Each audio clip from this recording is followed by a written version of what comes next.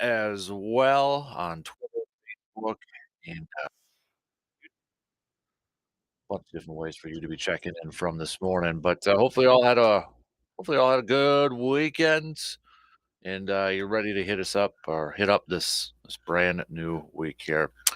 What do we got on the docket this morning? What do we got in the game plan? What are we going to be kind of recapping from the weekend? Well, Brew Crew, after dropping opening day against the Cubbies, they picked up the next two wins to win the series against the Chicago Cubs. Go back to Saturday, 3-1 victory over the Cubs, thanks to three runs in the eighth to take the lead after falling down 1-0 in the bottom of the sixth. Devin Williams, a little bit of a scary situation there in the ninth as he was trying to close out the game, getting hit with the line drive back in the right arm there. Stayed on to finish the game and complete the save to secure the Brewers' first win of the season. And then the Brewers coming back yesterday, and thanks to a 5-run sixth inning, Brewers putting up 9 total runs to get the 9-5 victory. Sounds like Devin Williams is good to go. He was actually warming up yesterday just in case he was needed. So Brewers fans can kind of like, whew, and they dodged one right there, no doubt about it. But uh, kind of, looking at first impressions of this series, like overreaction just from 3 games and such. But if you've got any first impressions, well, what would they be? I'll tell you right now, my first impression is the youngster. I'm talking about the outfield, or I shouldn't say just the outfield, but even Bryce Terang, Joey Weimer getting called up, one of those highly touted youngster outfielders after Luis Urias was put on the injured list with that hamstring injury. But Bryce Terang, I was impressed with him over the first opening weekend, showing off his speed, showing off some of his defensive skills. And I know it's just 3 games in, but looks comfortable at the plate too for a youngster. He's only struck out which it's once so far. 3 runs already scored. Let me just double check. Yeah, only struck out once so far. Got a stolen base, taking a couple walks, 3 hits, including a double, 3 runs scored, RBI. Bryce Terang, I know, again, numbers are inflated with just 3 games, and it only is 3 games to go off of, but it's probably one that I'll say is, yeah, not too shabby, youngster. Not too shabby. Joey Weimer getting in a couple games, collecting a couple of hits as well. We saw Garrett Mitchell a little bit last year, but the youngsters, I like it. First impressions, Bryce Terang especially. So, but the Brew Crew will be getting ready to take on the New York Mets for the Brewers home opener. Mets coming in 3-1. Going up on the mound today for the Brew Crew will be Freddie Peralta, and then the Brewers they get to face Max Scherzer tomorrow. But we'll talk, kind of recap the weekend, look ahead to this series, look ahead to today's home opener. But what do you have any first impressions just after 3 games? I know it's incredibly small. We got 159 more, was it 158 more of these things to go. So, not asking you to make, any proclamations or anything like that, but your first impression. You got Jesse Winker's already, brought in 4 RBIs, bringing him in for his bat, essentially playing the DH role, and well, he's got 4 RBIs right now. So let me know. Okay, you can start to hit me up on that Shoe Doctor's bullpen line with some text if you like, 715-830-1912, or find me on Twitter at DANKASPER, Facebook.com/Casper Sports. Bucks picking up a big win last night. In case you're just maybe kind of getting it going here this morning and didn't see the results or anything like that, but the Bucks taking down the Philadelphia 76ers 117-104, thanks to a fantastic start in the first quarter by the Bucks. 41, putting up 41 and only allowing 26, and then Bucks just pretty much were controlled it from them from that standpoint. So Bucks improving to 56-22, improving their road record 31-8.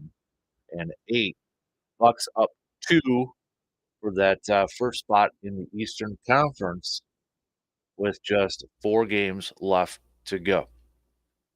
We saw Giannis doing his thing of a casual 33 points and 14 rebounds. Brook Lopez helping out his running mate with 25. Middleton, 19. Drew Holiday, 18. Bobby Portis coming off the bench, trying to maybe solidify or keep his name in the conversation for sixth man of the year.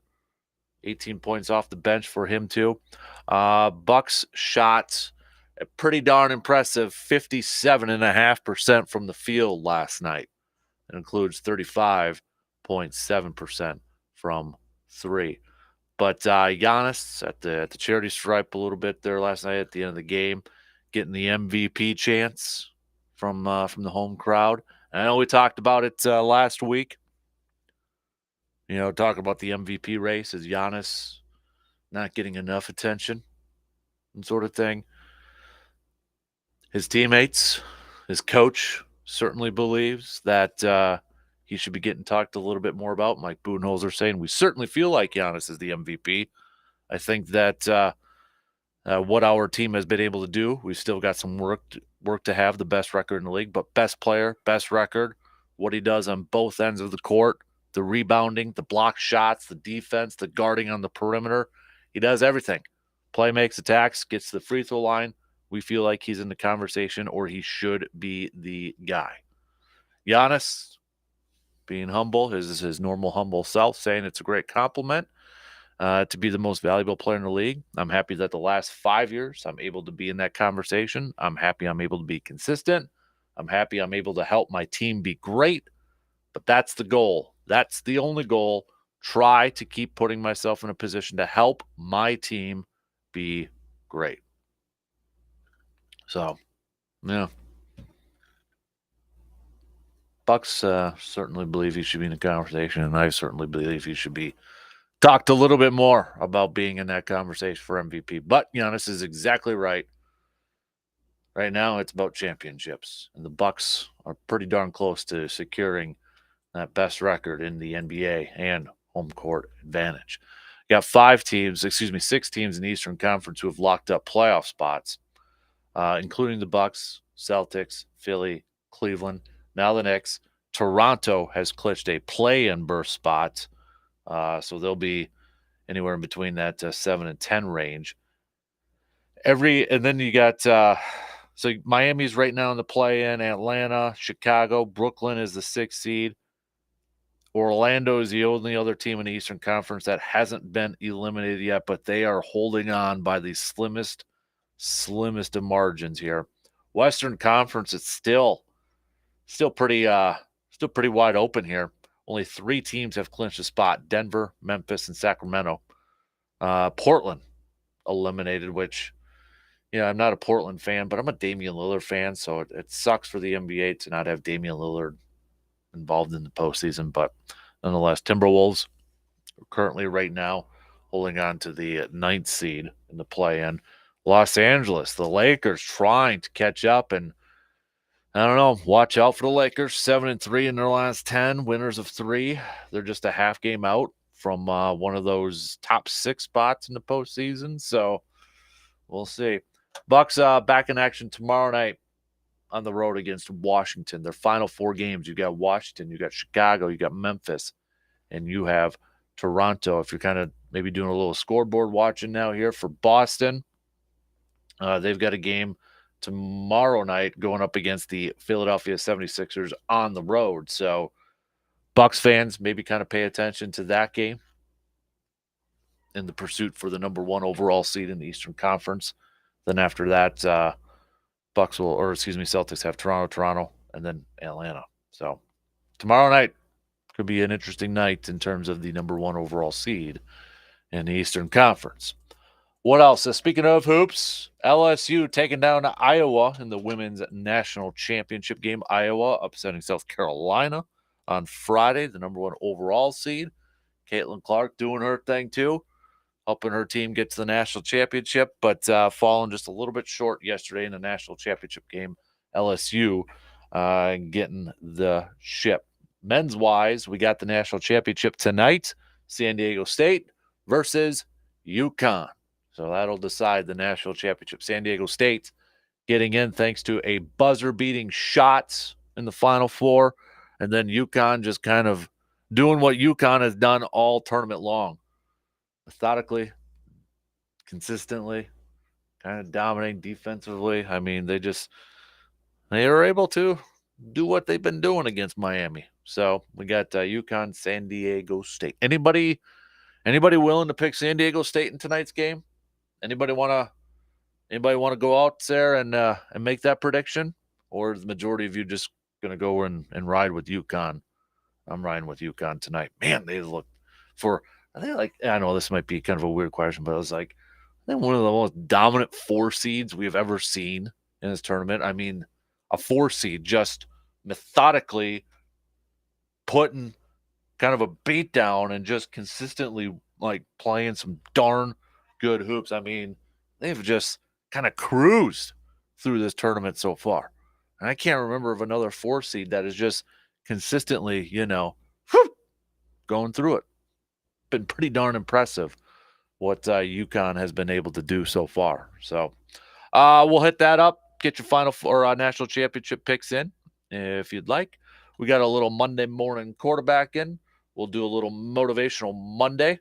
I'll just say Monday morning quarterbacking and motivational Monday. Give you a little bit of a tease. We'll get that in the next hour.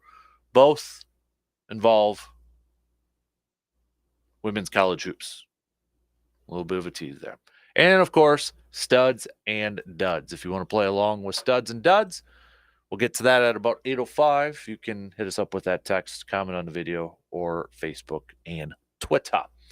But let's get things rolling, and no, there hasn't been anything new on the whole Aaron Rodgers or football front or anything like that. So all the thought that maybe it could happen this past weekend and been pretty quiet.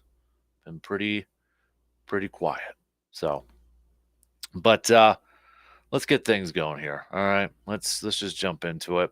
Coming up on the leadoff, we'll talk some baseball to open it up. So opening day, opening series in the books. And I believe we will have Justice Cleveland, JC, and EC coming on board in the next hour. So, but let's talk some Brewers baseball. Brewers dropping opening day, but getting the series win, bouncing back, getting the win on Saturday, getting the win yesterday. First impressions, first thoughts on the first series, first 3 games for the Brewers. Obviously, got a whole season to go here yet, but anything kind of stand out to you the first three games? I mean, for the longest time, I thought for sure we were going to open up Monday, in that second game, thinking, oh boy, I got a feeling about one of our topics. Can't score runs again. I mean, what was the lineup? 15, 16 innings? What was the run there? 17 innings where the Brewers didn't get a run? Yeah. None in the first game. And it took a little bit there in the second game to finally tack on some runs there.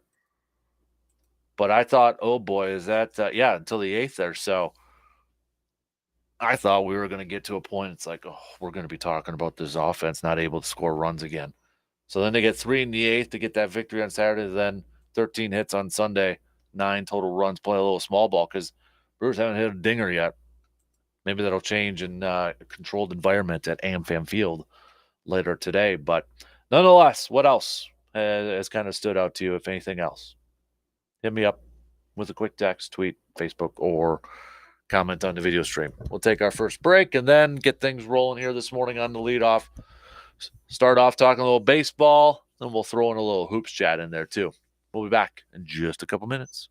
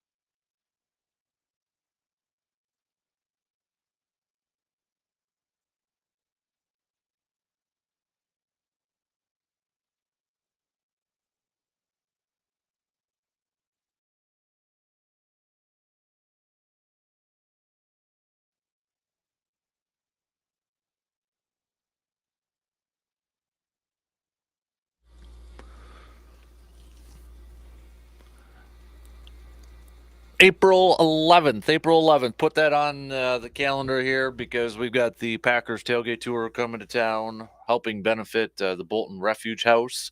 It's going to be over at the Lismore. Get your tickets at boltonrefugehouse.org/Packers. We'll be over there helping host and MC the event. So doors open at 6 p.m. 6 p.m. They got some auctions and hors d'oeuvres and all that fun stuff over there. Should be a good time. Aaron Jones, come on, Aaron Jones coming to town. Romeo Dobbs, Elton Jenkins, the alums, Eddie Lacy, Clinton Dix, Devon House, and of course, Mark Murphy. Mark Murphy may be hoping that this thing with Aaron can get done beforehand. You know what I mean? So, but get your tickets now before they're gone.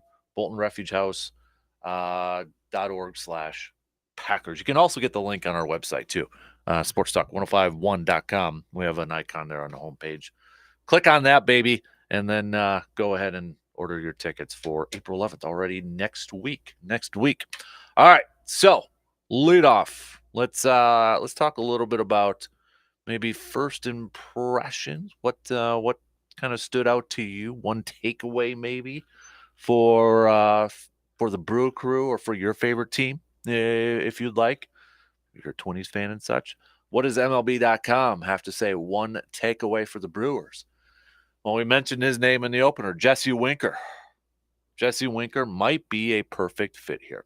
The Brewers benched Winker against the lefty, but otherwise he looked a lot more like he did with the Reds than he did with the Mariners, posting a .400 on-base percentage. The NL Central really might just be the perfect place for him. No big surprise, right? No big surprise. He's leading the team already. He's got four ribbies, 4 RBIs in there. So Jesse Winker's a good pick. For me, I mentioned, Bryce Terang, if we want to look at one of the youngsters, kind of making his major league debut. And it looks pretty sharp out there. Doesn't look like, the moment's too big. Oftentimes you kind of wonder with the youngsters making their debuts, will they, maybe be a little nervous, butterfly setting in, maybe struggle a little bit at the plate or anything like that. But Bryce Terang looks pretty darn comfortable out there, showing off his speed on the defensive side too. But I've been impressed with Bryce Terang.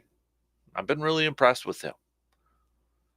You look at some of the other guys who have got off to some solid starts for the opening weekend. You can look at Brian Anderson, maybe starting off a little slow the first game there, but hitting .375 with an .875 OPS. You've got who else do you want to kind of highlight on here? Again, these numbers are so inflated because it's just 2 or 3 games into this. Joey Weimer, getting called up after Luis Urias getting hurt. He collected a couple of hits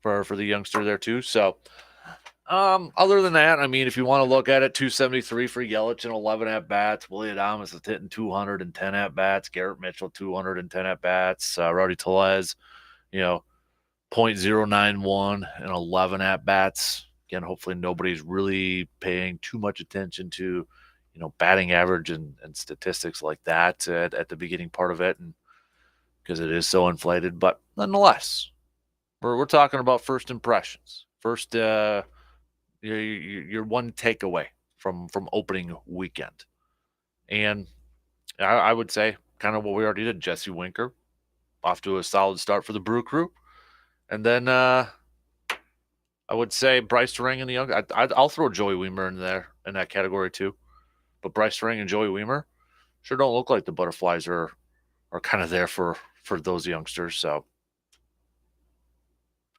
it's all about the wins, though, and that's the only thing that mattered over the weekend after what it looked like the Brewers' offense was going to be struggling. Again, no runs in the first, and it took all the way into the 8th inning in Game 2 for the Brewers to put up 3 runs, which was enough, and they avoided what could have been a catastrophe with the liner back to Devin Williams in the 9th inning against the Cubbies.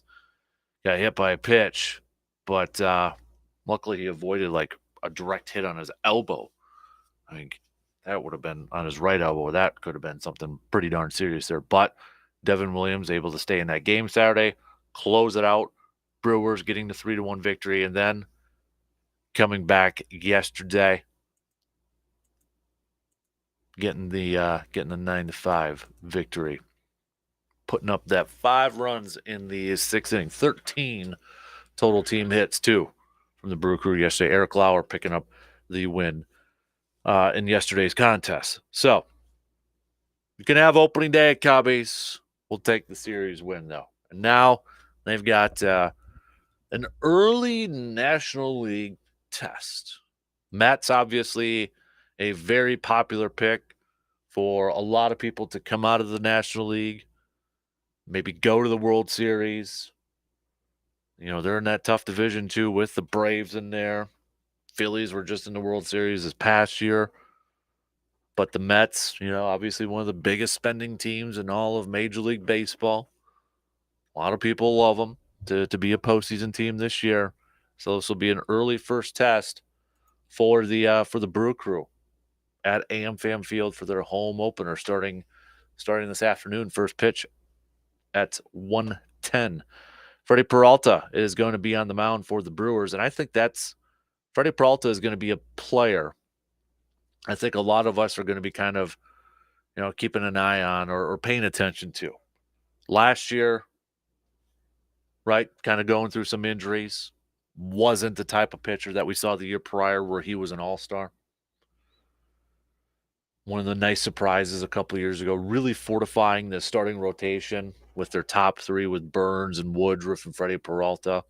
And then last year getting a little dinged up, kind of been inconsistent in and out of the lineup and such. So I think a lot of us are looking at a guy like Freddie Peralta and like, okay, if Freddie's back to what he was, you know, a couple of years ago, where he can stay healthy, that's the main thing. If he can stay healthy, and Burns and Woodruff continue to do their thing over there too, then yeah, the Brewers definitely have one of the top 3 starting pitching groups in all of Major League Baseball.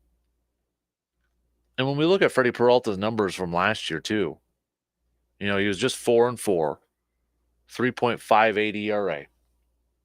Only appeared in 18 total games, 17 of those he started, compared to the year prior, where he appeared in 28 games and started in 27 of those.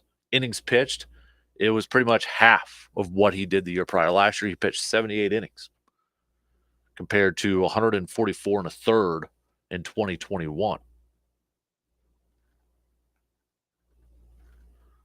For what it's worth, if anybody's kind of wondering what his projections are, it's kind of in between of what what do they got, like 9 wins from baseball? Oh, 9 wins. Okay. Again, a lot of these projections, I haven't seen a lot of people putting up a lot of wins on these things, like projecting a lot of wins. And I get it. I mean, you know, that's kind of the model of baseball right now, if you will, getting in the bullpen and that sort of thing. But nonetheless, hopefully we'll get a good first impression for Mr. Freddie Peralta later on this afternoon with the Brew Crew. And he's coming off of the birth of his daughter, too, just a couple days ago. What was that, on opening day? So, I mean, Freddie's got to be feeling pretty good right now, right? He's got to be feeling pretty darn good. Got a daughter.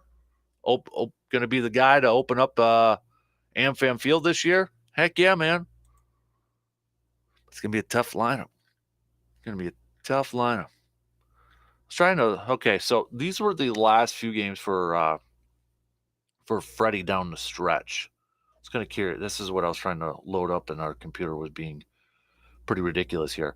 Yeah, that's the thing, is like he ended September and October not on the greatest note there. His last appearance was on October 2nd. He did go 4 innings against Miami, giving up 2 hits and no earned runs, struck out 4, but the start prior just went 1 on. Remember that game against September 29th? Okay. 1 2/3. Yeah, he was doing a little bullpen work here. 1 2/3, gave up 4 earned runs. And then Cincinnati, 2 innings, 2 hits, 3 strikeouts. Giants, 2 innings. Yeah. Okay. But no doubt, I think we would all agree that Freddie Peralta is probably one of the key players in terms of any success that the Brewers hope to have this year. That he goes out there and really solidifies that. I know he's starting fourth in the rotation, but we all know who the top three starters are for the Brewers: Burns, Woodruff, and Peralta, right? We all know that. So, uh, what else do we got? Kind of looking up here too. So, yeah, we'll go into the starts later on. I know we get Wade Miley tomorrow, which I'm going to be interested too. We haven't really talked a whole lot about Wade Miley in spring training in the offseason. You know, when he was signed up, it's like, hey, can we get the Wade Miley from a couple of years ago or a few years ago when he was with the Brewers? What was that, 2017, 2018 or such? But, you know, with the Aaron Ashby injury, kind of after he got hurt in spring training, we kind of knew who these starters were going to be for the Brewers. And haven't really talked a whole lot about Wade Miley, but I'll save it for tomorrow once we get through today's game, because that's going to be the guy on the mound tomorrow for the Brewer Crew. But kind of quiet surrounding Wade Miley.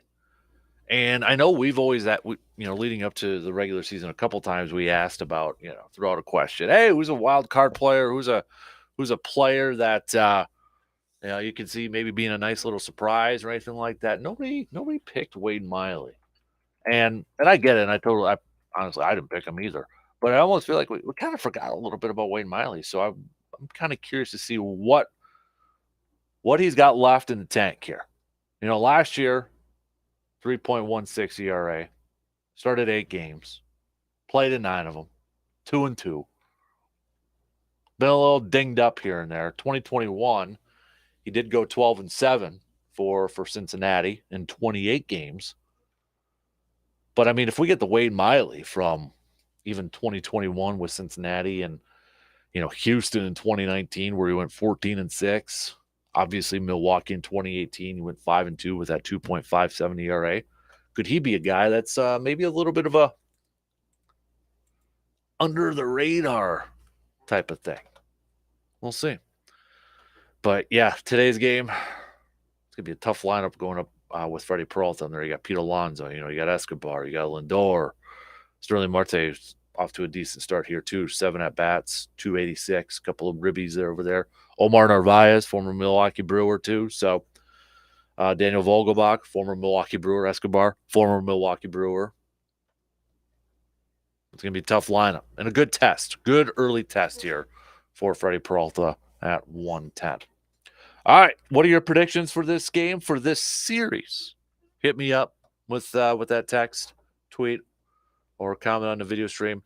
What do you got for the Brewers in this series against the New York Mets? If you want to do today's game, you can do that. You want to do the entire series? I'm all about that too. All right, can the Brewers get the W in their home opener tonight? All right, switching gears here just a little bit, talking a little hoops.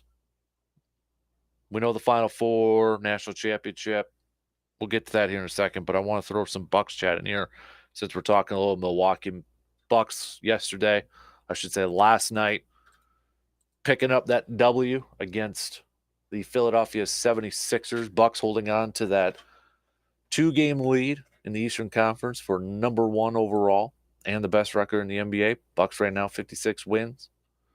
Boston still trying to catch up to them. But that was a huge win last night for the Bucks.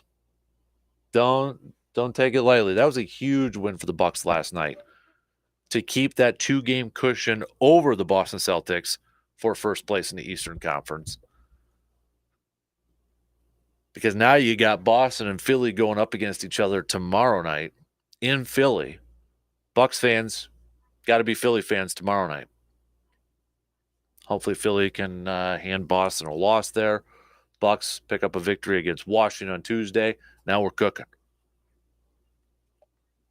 Here a little bit. But remember, though, too, Boston won the regular season series against Milwaukee. So just take care of your own business now with the Bucks. I'll be curious. 4 games left to go here. You got Washington, you got Chicago, you got Memphis, you got Toronto. 2 away, 2 home. Washington's on the road, Chicago, Memphis at home, Toronto. We finish up next Sunday on the road. Bucks, I have to imagine, would love nothing more than to clinch this one seed as soon as possible. Whether they can do that in the next couple of games here, Tuesday, Wednesday, maybe get a little help here. But I got them. They're going to want to do this as soon as possible so that they can start to maybe rest some guys, get ready for the postseason. Maybe put a little minutes restriction on some of these guys, a little load management stuff.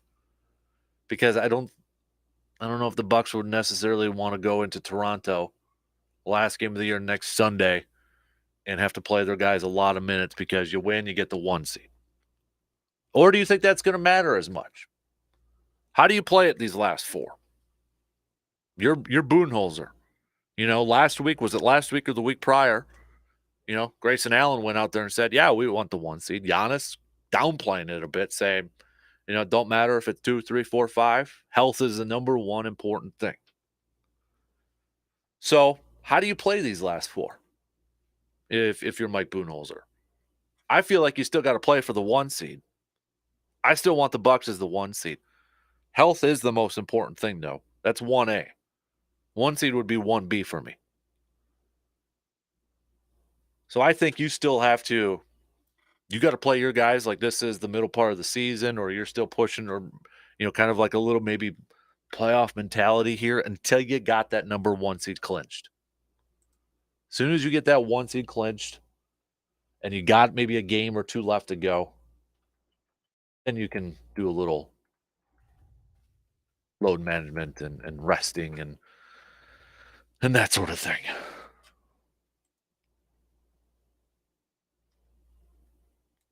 But take care. Health is the number one important thing, but it's still, to me, I think the magic number is 2 for the Bucks here, and that's a combination of wins and losses in that. I think it's 2. I'll have to double check that. I thought I saw that yesterday. But get that one seed, and then hopefully you got a couple games left where you can give some guys some rest. If the playoffs were to start right now, I mean, you got the Bucks as the 1, Boston is 2, Philly as 3, Cleveland 4, New York Knicks at 5. I mean, Philly kind of looks like they're going to be the 3 seed in here. It looks like Cleveland's going to be the 4 seed. And it looks like the Knicks are going to be the 5 seed unless something just weird happens these last couple of few games here. Brooklyn, I mean, they're 2 up on Miami between that 6 and 7 here. So we don't know who the Bucks would play, and the Bucks are going to get a little bit of a break too because of the the play-in games and sort of thing too. So, but right now it would be Miami taking on Chicago, Atlanta, and Toronto, and then you'll see who the Bucks play. But right now, wow, this would be interesting. Philly would be taking on Brooklyn, and then Cleveland would be taking on the Knicks because Boston would be playing one of those teams coming out of the play-in tournament there too. So, but tomorrow night gonna be a big day in terms of how the standings are going to kind of play out here for the Bucks in the Eastern Conference. All right, let's take a quick break here, and then we'll get to some of your thoughts, your texts, first impressions, or one takeaway. Maybe that's the best way to put it. One takeaway from the opening weekend so far for the Brewers. I went with Bryce Terang, Jesse Winker. Anything else that you would want to put out there? Looking at the game today for the Mets, is your number one thing outside of a win? You're kind of seeing how Freddie Peralta looks. How much of a key is he for the Brewers' success this year? I think he's a big key. I think Freddie Peralta is a huge key for the Brewers' success this year. Burns and Woodruff continue to do their thing. You add in Freddie Peralta, what he was doing a couple years ago, easily one of the top 3 rotations in all of Major League Baseball. Let me know. Hit me up with those texts, tweets, or Facebook comment, whatever. Whatever floats your boat. All right.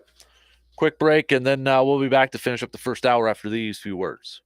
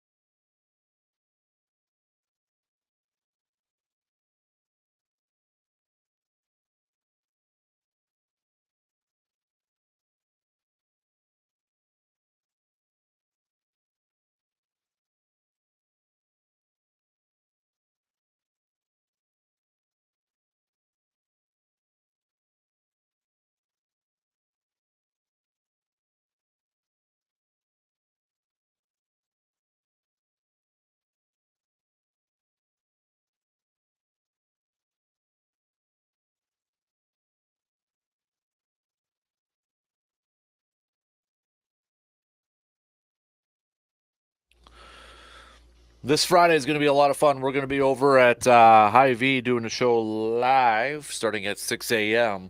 That's not the fun part, though. The fun part's going to be the putting challenge that we got going on because it's officially Masters Week here.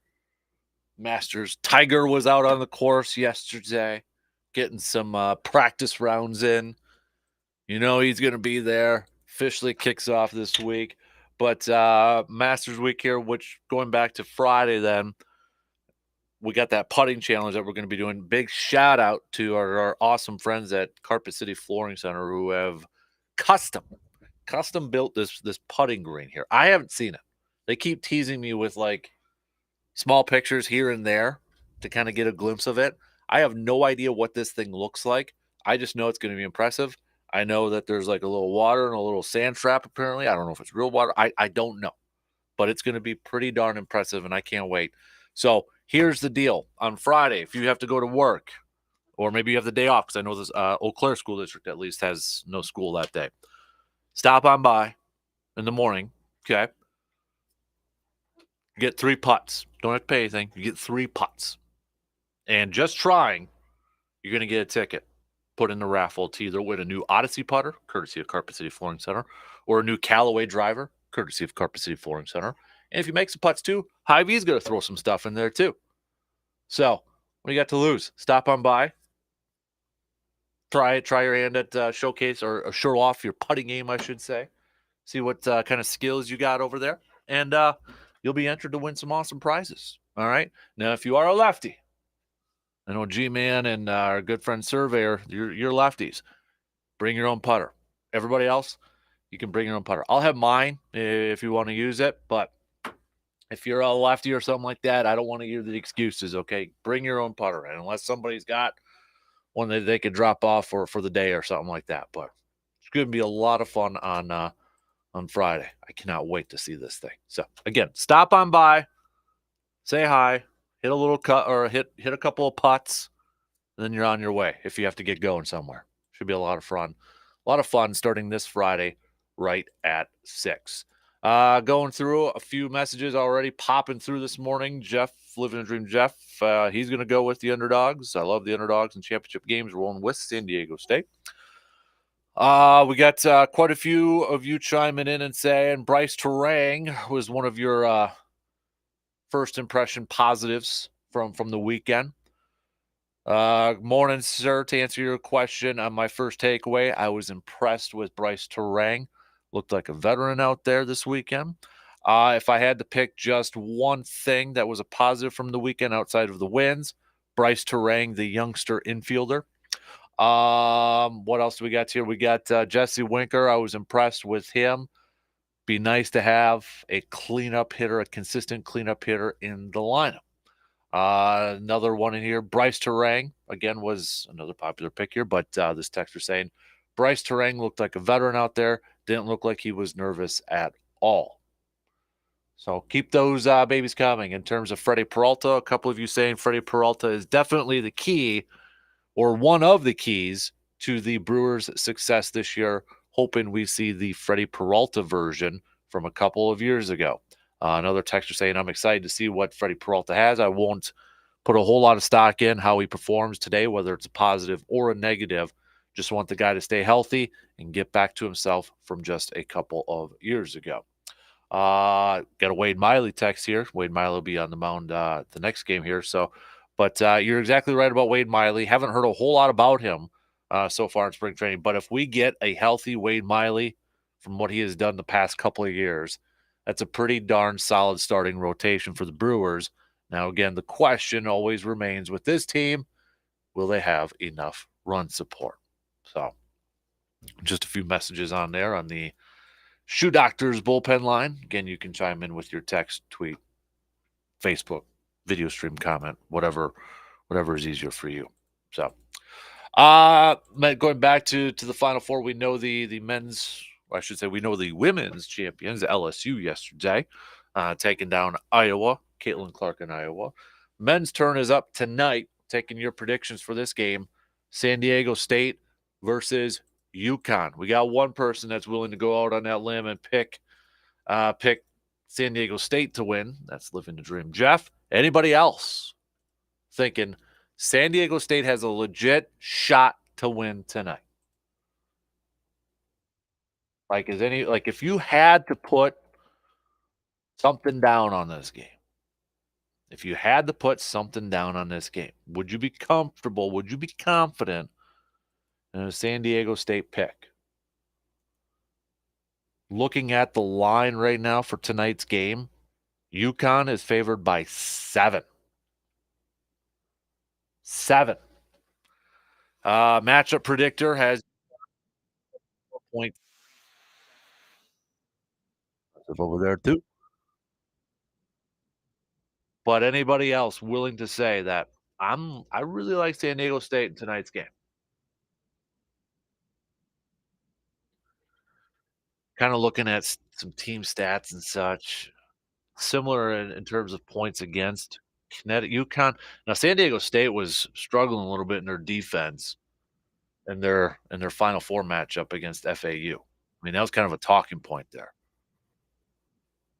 San Diego State's going to need their going to need their defense to step up in this game against UConn. But UConn's got a really good defense here too. I mean, you're looking at the numbers. San Diego State points against 60, UConn 59.2. Difference here is that UConn has averaged 7 more points per game than what San Diego State has. So I don't know. UConn just looks like a powerhouse. I'm trying to think of another 4 seed. And even before the tournament started, a lot of people were picking UConn as that sneaky pick to get to the Final Four. And maybe it really wasn't necessarily a sneaky pick. There was just it seemed like a lot of people were like, oh, yeah, picking UConn to come out of that region to get to the Final Four. But they've been doing it. I mean, they've just been cruising. I mean, flipping cruising through this thing. And I can't think of another like 4 seed, 5 seed, or whatever that's just kind of cruise their way as like as comfortable as UConn has right now. It's been impressive. It's been really, really impressive. But we'll talk a little bit more about that game coming up in the next hour. Coming up next hour, we got a little Monday morning quarterbacking. Your biggest question from the weekend or second guessing from the weekend. You know what Monday morning quarterbacking is, right? Second guessing, questioning a decision or call or play. I got mine. If you got any that you want to participate, want to play along with little Monday morning quarterback, we'll hit that up next hour. Also, motivational Monday. Got a cool story for motivational Monday. And then we'll do some studs and duds at 8:05. So if you got your list of studs and duds from the past few days here, let us know. Play along with us. I'll give it a bit of a tease, but my Monday morning quarterback and my motivational Monday all involve women's college hoops. Really cool story about motivational Monday coming up here too. So, but we'll get to that probably shortly after our sports nuggets. I believe we'll still be catching up with JC Nisi, Justice Cleveland, WEAU sports director extraordinaire. I know he probably had a late night last night watching WrestleMania. So if he joins us, I'm sure we'll chat about that there too. So anybody else? But I know we had a couple people asking Mr. Berg, Brandon questions on Friday about it. So, but we'll hit that up. Plus, we'll get back to some more Brewers chat as the Brewers get set for their home opener against the New York Mets in just a few hours from now. 1:10 first pitch tonight or today, this afternoon. Freddie Peralta on the mound. Anybody want to make some predictions for this series? Anybody want to make some picks for today's game? And let us know too. All right, play along with us this morning. And then, what was one takeaway from the Brewers this weekend against the Cubbies? You can pick one. Maybe it's a player or something else. What's your one takeaway? One in. We got a couple more to go. Stick around. We'll be back in just a few minutes after these quick news updates for hour 2.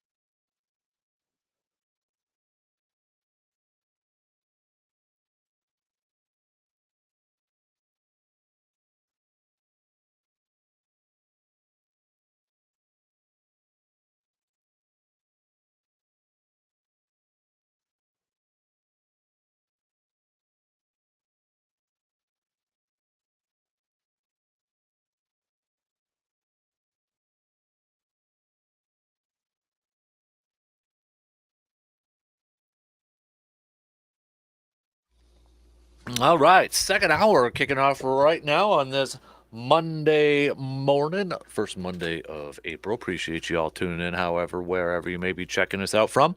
Coming up here, we're going to do, well, we're going to get back to some more baseball talk, a little hoops chat in there too. We're taking your picks for the national championship tonight. All that fun stuff. Home opener for the Brewers this afternoon against the New York Mets. But let's bring in Mr. J.C. Nisi, Justice Cleveland, WEAU director, sports director extraordinaire, because the people, Justice, want to know your thoughts on WrestleMania last night. Wrestling over the weekend, I guess, too. 2 days of great action. Did I see McAfee was on there? I thought he wasn't. Oh, yeah. Okay, was that him and George Kittle? So that was this year? Yes, he showed up as a surprise and beat The Miz, because McAfee cannot be stopped. We all know this. Yeah, boy. No, it was very, very well entertaining 2 days of wrestling action. I got to applaud Triple H. He does a good job running creative. He did it when he was in NXT, and he's moved up to the main roster and has entertained and done a great job of putting these matches together. Prediction wise, I started out slow. I was 0 for my first 3. It was looking real bad. But then I rose up from the ashes like a phoenix and continued to rise. And yesterday I was 5-1 in my predictions until Cody Rhodes met the tribal chief, Roman Reigns. And Roman Reigns did what was right and took him down to get the title and continue his run as WWE champion. Jeez, look at you. You should be a narrator for that stuff, dude. Man. Well, you got people that are going to say that Cody didn't get a fair shake. Cody got a fair shake. Cody got in the ring with Roman Reigns, and that's all that he deserved. I love this, man. This is awesome. So, it was a good weekend. For the most part, is everybody satisfied with it, you think, or? I think so. And then the big news this morning that kind of broke yesterday is that the WWE and the UFC parent company are merging. Ooh, really? I did not see that. A huge media company worth $21 billion. Jeez. So Vince McMahon's getting his payoff from this. Make some billions of dollars there. It'll be interesting to see how it all goes. I mean, WWE has been a family business for its creation, and now you're going to have kind of a big corporation running it now. That's impressive. So is like Dana White involved in that then too, or? Yeah, well, Endeavor Holdings is the name of the company that they actually own UFC. So like that's Dana White's boss, basically. So yeah, it's kind of crazy. Ari Emanuel is the guy who owns Endeavor. Okay. So Vince McMahon and him will be the executives for that. So yeah, it's kind of crazy. I mean, obviously this is the world of mergers. We see it in media all the time, and this is another one. But yeah, I mean, for WrestleMania, I mean, they made the most money they've ever made. That was the biggest gate they've ever taken. Those 2 days there at SoFi in California. So wrestling's, in good feet, but I mean, it is still a huge business. It's everybody talks about, it's not Hulk Hogan and stuff like that. Well, it still makes a lot of money, and it's still, a big part of a lot of people's lives. So yeah, it's a big merger. Interesting. So, all right. Also, by the way, Justice, happy start to the Masters week. I know this is one of your favorite times, one of my favorite times here too. Tiger on the course, getting his practice round in yesterday. I think that's when it kind of really started to kick in for me, is that seeing Tiger out at Augusta National, getting some practice rounds in. I love it. It's almost here. Hello, friends, and welcome to Masters Week. See, Jim Nantz was even getting some practice calls in with Grant Hill with his putting game. That first putt was pretty awful. I'm just going to say, Grant, that was never leave him short, man. Never leave him short. So Grant's a good athlete too. So that's a surprise that happened. But yeah, I mean, and this tonight will be Jim Nance's final four, and then he moves right on over to Augusta. I mean, that's a week. That's a pretty awesome. Yeah, it's not a bad gig for that week. For this week, I think we've talked about this in the past, but that's for a lot of us, that would be the dream, to be able to call the Final Four and then just move on to the biggest. I think the biggest golf tournament in the world. I don't know if you saw this the other day, but Gary Player and Jack Nicklaus, I don't know how old this is, but I saw this the other day, and they ranked the Masters last out of all the majors. Did you know that? No. Yeah, they actually, and let me see if I can find this here.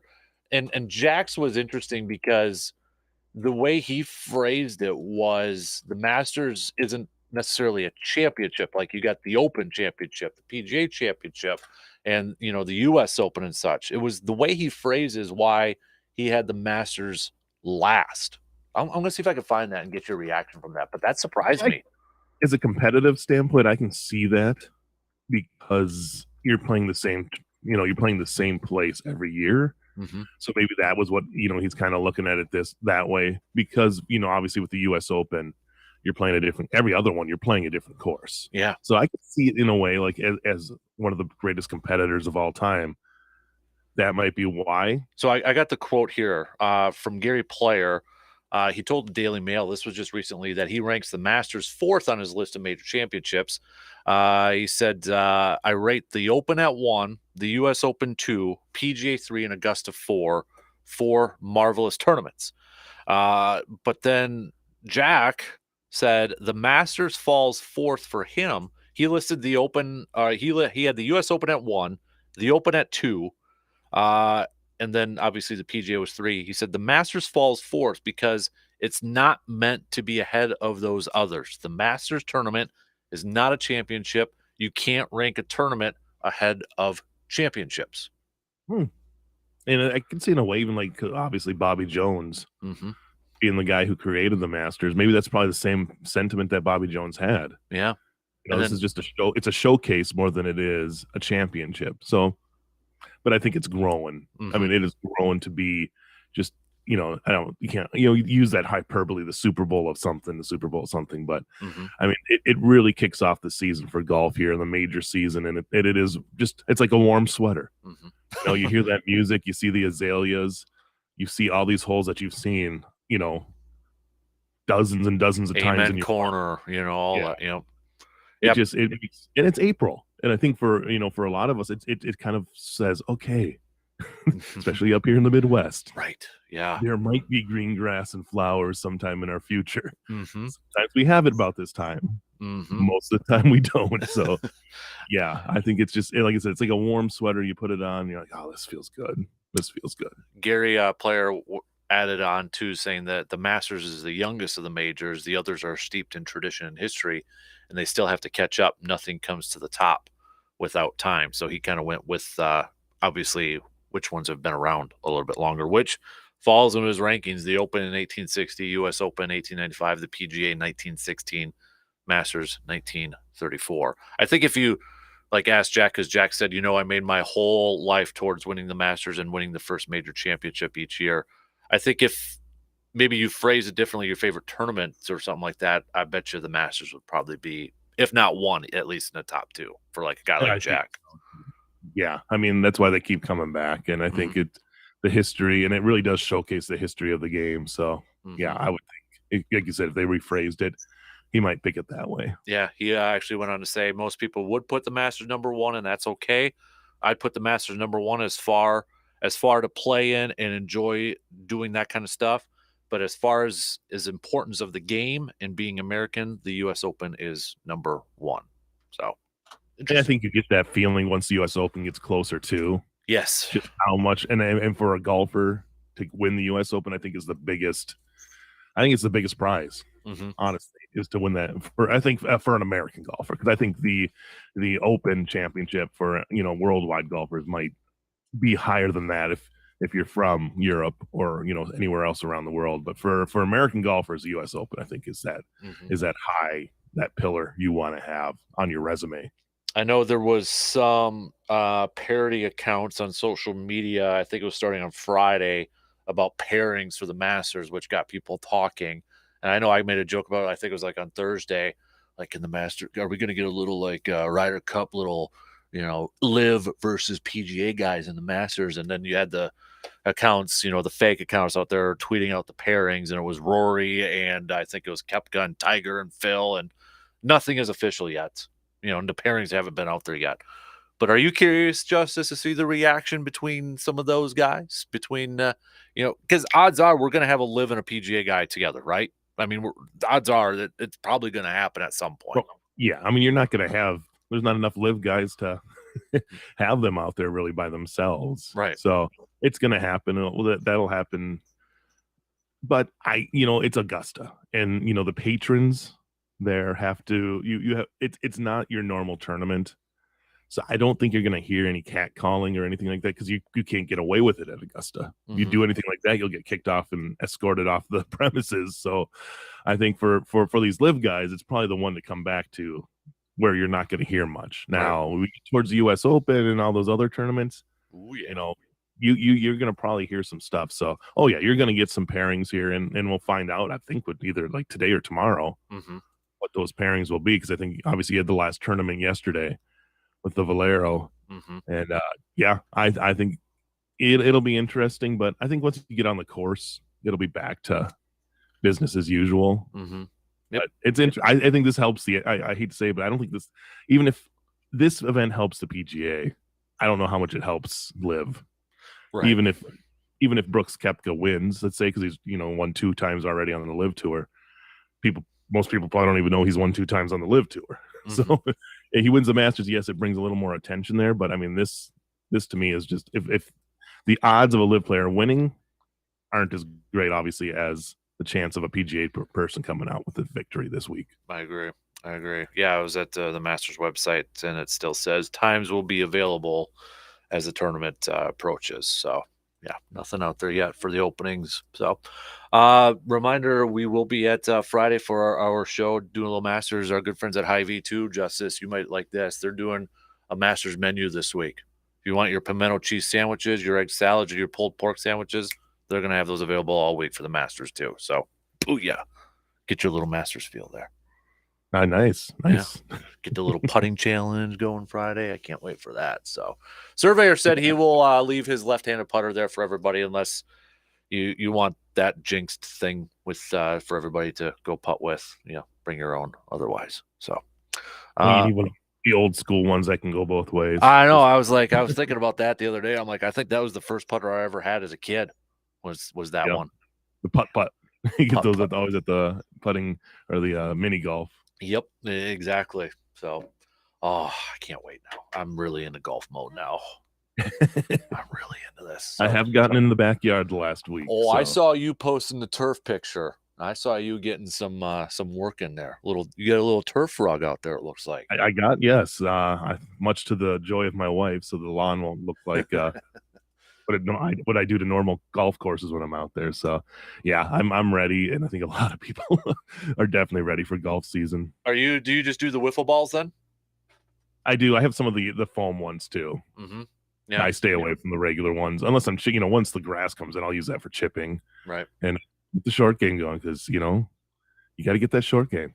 I've in the basement. I've been chipping so much. I feel like I'm going to walk out there and I'm going to be able to make every chip. It's not going to happen. And the rug in the basement doesn't have you can't make a divot in the rug in the basement. You can make a divot anywhere else on the course. So yeah, I know I've been putting. You get out there and you feel like you're going to be ready, and then that first putt goes like 10 feet past the hole, and you're like, oh yeah, this is real grass. Yep, exactly. Hey, all right, let's take a quick break, and then we'll chat some more baseball. Coming up after this quick break here, we'll do a little motivational Monday. Actually, I got a motivational Monday quick story to pass along here to get you motivated on this Monday and for the rest of the week. And then we'll hit up some baseball talk. Brewers home opener today after winning the series against the Cubbies. We'll be back after these quick words.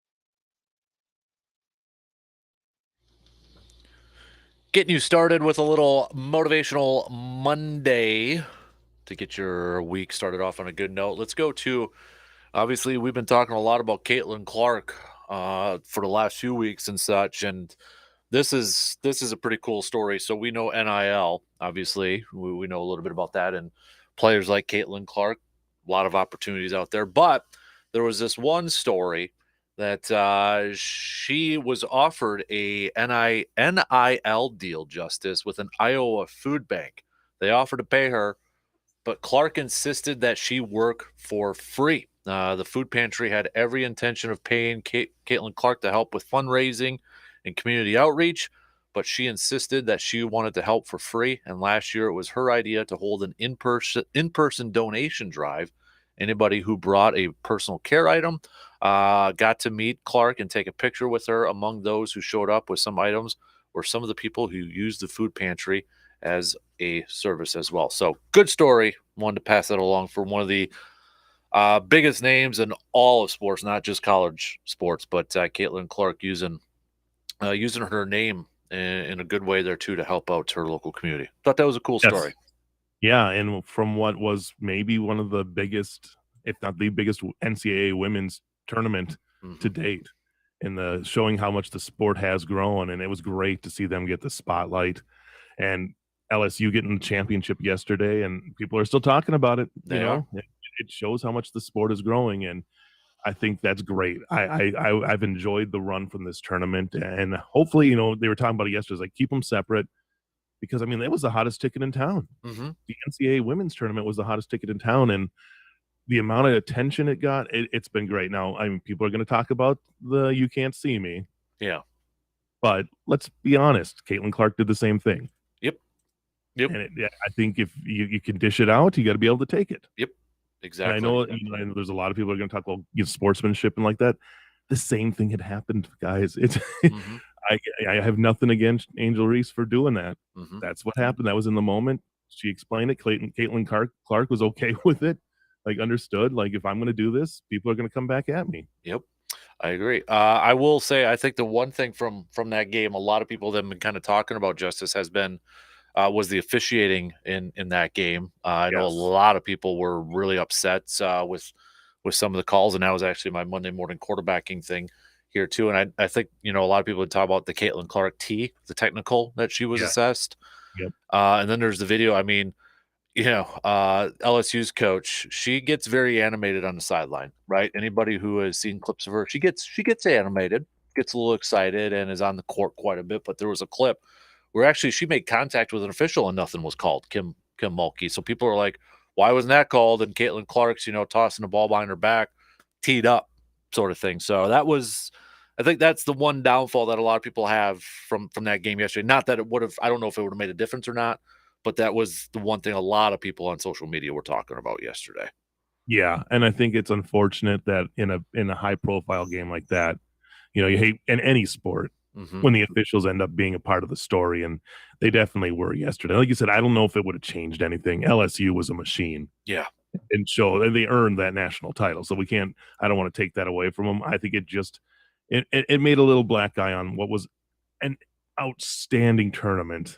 And hopefully, the people will remember the play and the officials, that talk about that will go away a little bit. But obviously NCAA's got to address it and just, take a look at what happened. Because in your biggest game, you're garnering more eyes than this game's ever garnered before. To have that be, one of the lingering things about it, it's not good. Because let's focus on just how great these women were and how great of a March Madness was for them. Yep. Yeah, and then we get another year of Caitlin Clark too, which is always a good thing too. Yeah, because she's gonna add more to her legacy already, and it's already impressive. It was the perfect storm. It really was for them to go back to hyperbole and all that stuff. Just talk. But you think about when the NCAA men's tournament made the leap, and that was with Magic and Larry Bird. Yep. Well, I think if the women's game, I think, is making that leap. Caitlin Clark's in the right place, and I think LSU and Angel Reese, they're in the right place too. Yep. It's this high profile battles that have made this sport and just being such a good showcase for what women's sports can be. I think from here off, this is like the jumping point to where it will continue to grow, and not to take away from the history of the women's game, but the NCAA giving this opportunity to shine like this. Mm-hmm. We had the controversy a couple of years ago, and I think during the COVID bubbles, where you were showing what the men were getting and you're showing the women were Right. getting basically nothing. You give them an equal ground, and they can show what they can do, and we're seeing that this year. Mm-hmm. And not to kind of like damper anything, but I think for the longest time it was all about UConn. It was all UConn for women's basketball, right?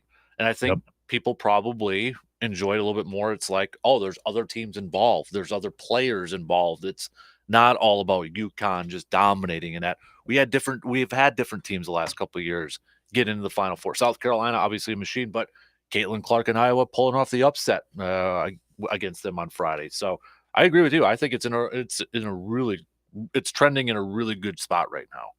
And if you look at the men's tournament, it's kind of the same thing. We used to have, obviously, you have blue bloods when you talk about men's basketball, but now there's so many potential for the playing ground so even now in the men's game too, that you have the opportunity for San Diego State to be in the championship game. So yeah, it's for the NCAA, it's been a good month. It really has on both sides.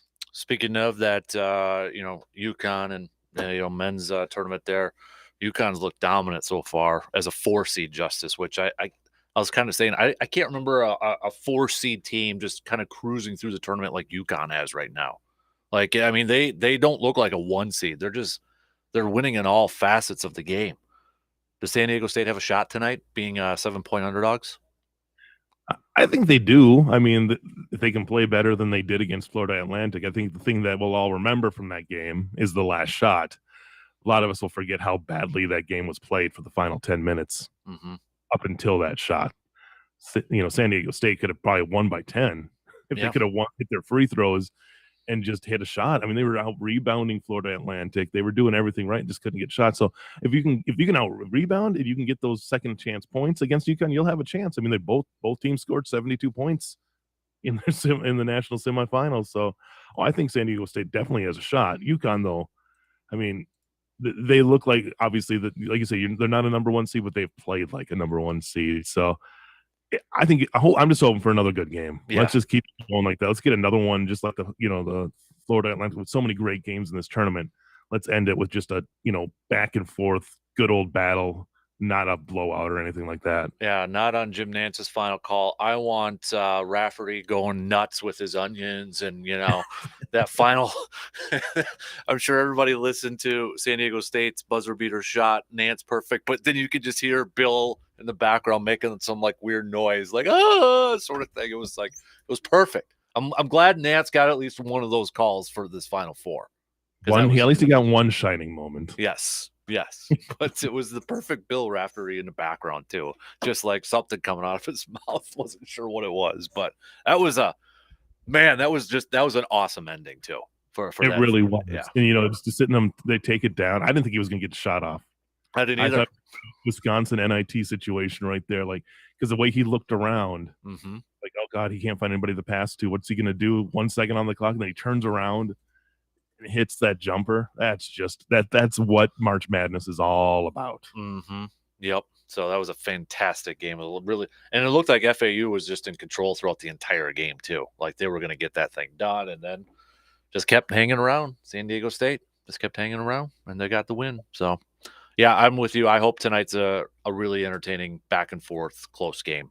I really hope it is. So all right, before I let you go though, because JC's got to head out a little bit earlier, I did want to talk a little baseball, Justice. If you had one takeaway from just the first series of the season, Brewers taking 2 out of 3.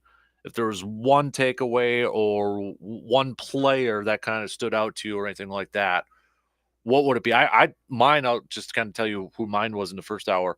A guy like Bryce Terang, who makes his major league debut in game 1, sure doesn't look like he's a youngster up there. I mean, he's only got 1 strikeout in 3 games. He's got a couple of hits already. He's making defensive plays. The guy looks extremely comfortable out there. So one of mine was Bryce Terang and Jesse Winker already with 4 RBIs. Yeah, it's the new guys and the young guys Hmm. that really opened my eyes. After game one, which was just an abysmal start to the season, and I obviously I was tweeting out there just like it was like last year all over again, where they just couldn't hit, no situational hitting, and just struggling to come back and win these last two gives you a lot more hope Yeah. especially going into your home opener. And the young guys, that's what I was most, Terang really opening up eyes. And then you have Garrett Mitchell and you have Weimer coming up Yep. and making an immediate impact. So it's fun. It's fun to see these. It's a different team Hmm. than what they had last year. You have a couple guys with Adamas, Yelich, Rowdy. Yep. The rest of it's a whole different ball game there. And yeah, I think it gives you a lot of hope. Yesterday's game is what you wanted to see. You wanted to see them spread out hits. Hmm. Don't have to work, and they don't even have a home run this year. And Right. to get 2 wins, that's a big difference than what we would have saw last year. Exactly. And there was a part of me though, Justice, up until that eighth inning in the second game, I thought for sure you and I were going to be talking about where's the offense again, because it took Yep. until the eighth inning in the second game from the finally score a run, and then it's like, oh, they kind of carry that into game three. Now, can they do that against the Mets in this series? We'll see, but it sure looked like that was going to be the talking point on Monday here for the longest time. Oh, I thought that's exactly what I was. I'm like, oh, here we go. Mm-hmm. Just talking about how this team, bases loaded situation. Rowdy Tellez steps up, Adamas steps up in that first game, and they get nothing out of it. That was that's where I was like, oh, come on, guys. And then the defense just looked horrid in that first game. Yep. That inning that was it the third or fourth inning where the Cubs scored all their runs, and two of them are off airs. So Mm-hmm. yeah, they really corrected it and looked much better after having 48 hours to kind of rest up and look back on it. So it takes a lot of the pressure of going into this home opener off of them. Obviously you want to get the win, but being 0-3 or being 2-1, there's a big difference when it comes to appeasing your home crowd Yep. at AmFam Field today. Exactly. So we got Freddie Peralta on the mound later on today, 110.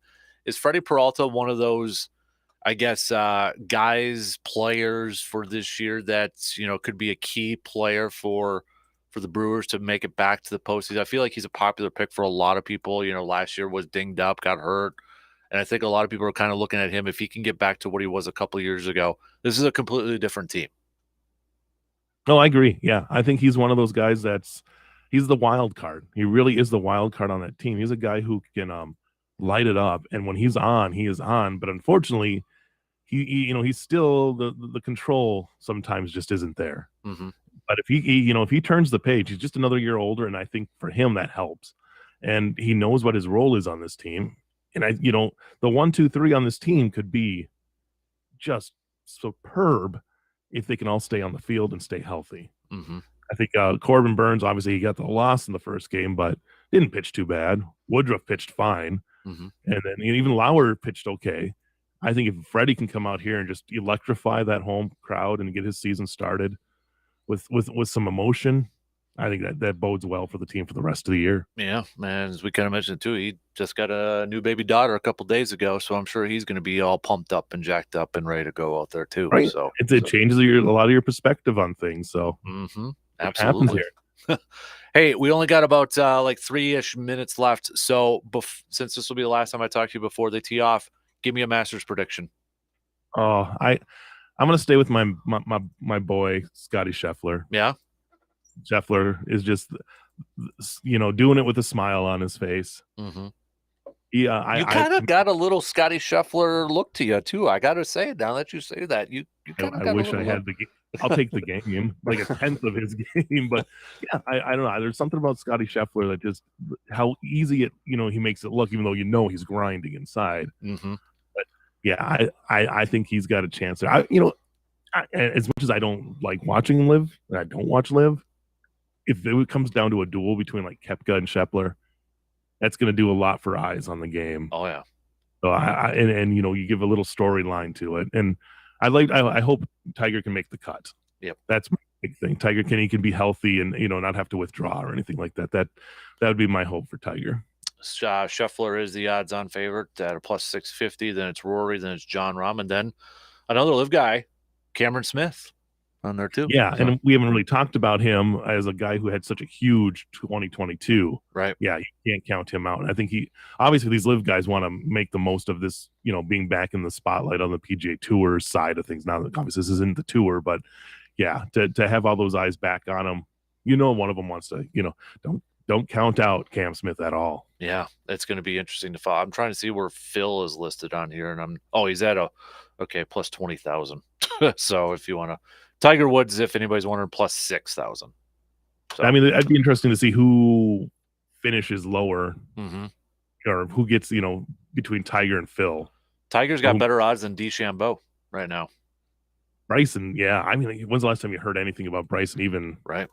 considering? So yeah, I think it'll be a fun week. It always is, and I am just I'm ready for it. Atta boy. All right. No, I'm jacked up. JC, always love chatting with you, buddy. You have a good rest of your week, and hey, maybe we'll see you Friday if you want to get in on that putting challenge and show everybody how it's done. Okay. Oh yeah, I really I'll show them how to whip it out like 4 out of 5 times. There is apparently water and sand on, water on the left and bunkers on the right or something like that. I haven't seen what it looks like. Ben and Carpet City, they're keeping it hush hush for me. So I don't even know what it looks like. Well, tell them to grab a house plant and make it a tree, and then I'll hit that for sure. Or an electric box. Yeah. I had Yes. people are still talking about it. I'm just saying, G-Man still talks about it. So and Brandon. G-Man see me at my best and my worst when it comes to health. Appreciate it, buddy. You have a good week, okay? You too. Thank you. You got it. Hey, we're going to take a quick break here and then close up the second hour after these quick words.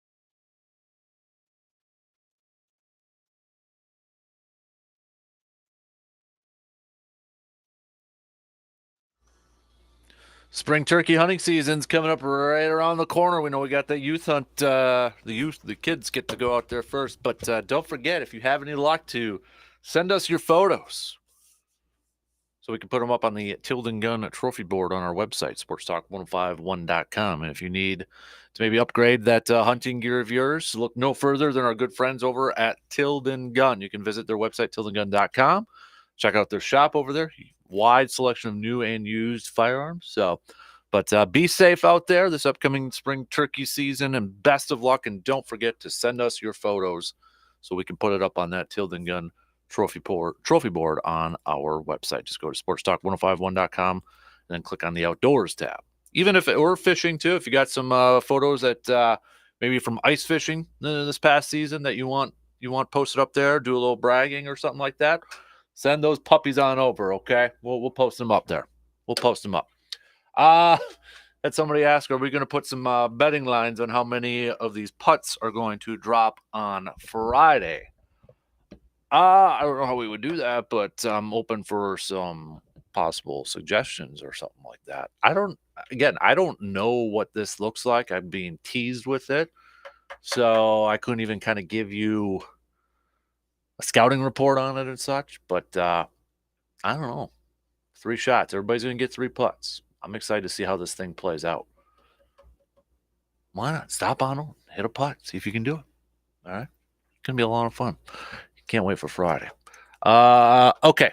Coming up just past 8 o'clock, we're going to get to some studs and duds. If you want to play along with us and send over your studs and duds from the past few days, hit us up with a text on that Shoe Doctor's bullpen line, 715-830-1912. Find me on Twitter at DANKASPER, Facebook.com/Kasper Sports 2. Kept catching up on a couple of messages here. Got Bryce Harang was a player that stood out to me this past weekend. Looked like the moment wasn't too big. A lot of people saying it looked like the moment wasn't too big for them. I hope from what we've seen from Bryce Harang this opening weekend is signs of things to come. Guy looked pretty comfortable out there. Jesse Winker, I hope he can continue to be a threat within the lineup and be an RBI machine for the Brew Crew. Another one here for Jesse Winker, too. Looked like he got off to a little bit of a slow start, but after that, bounced back nicely. Hopefully, he can be that power bat in the middle of the lineup for the Brewers this year. So, all right. Hours at Hy-Vee during our show. They're going to be during our show for the putting challenge. So, starting at 6 a.m. Might go a little bit longer. We'll kind of see how everything plays out on Friday. So, 6 a.m. 6 a.m. Doing the morning show from there. Got a couple more picks here. Okay, a few of you going with San Diego State tonight for the game. All right, let's. I'm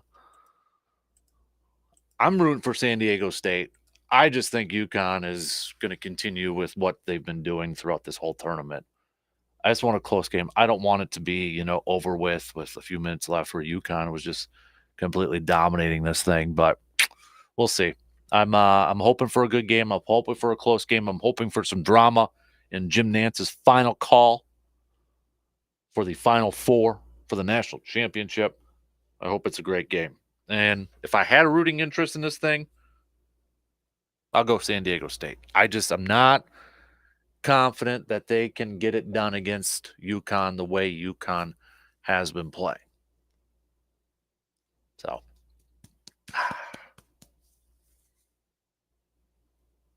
no, I was having second thoughts there, but no, I'm sticking with UConn. Sticking with UConn.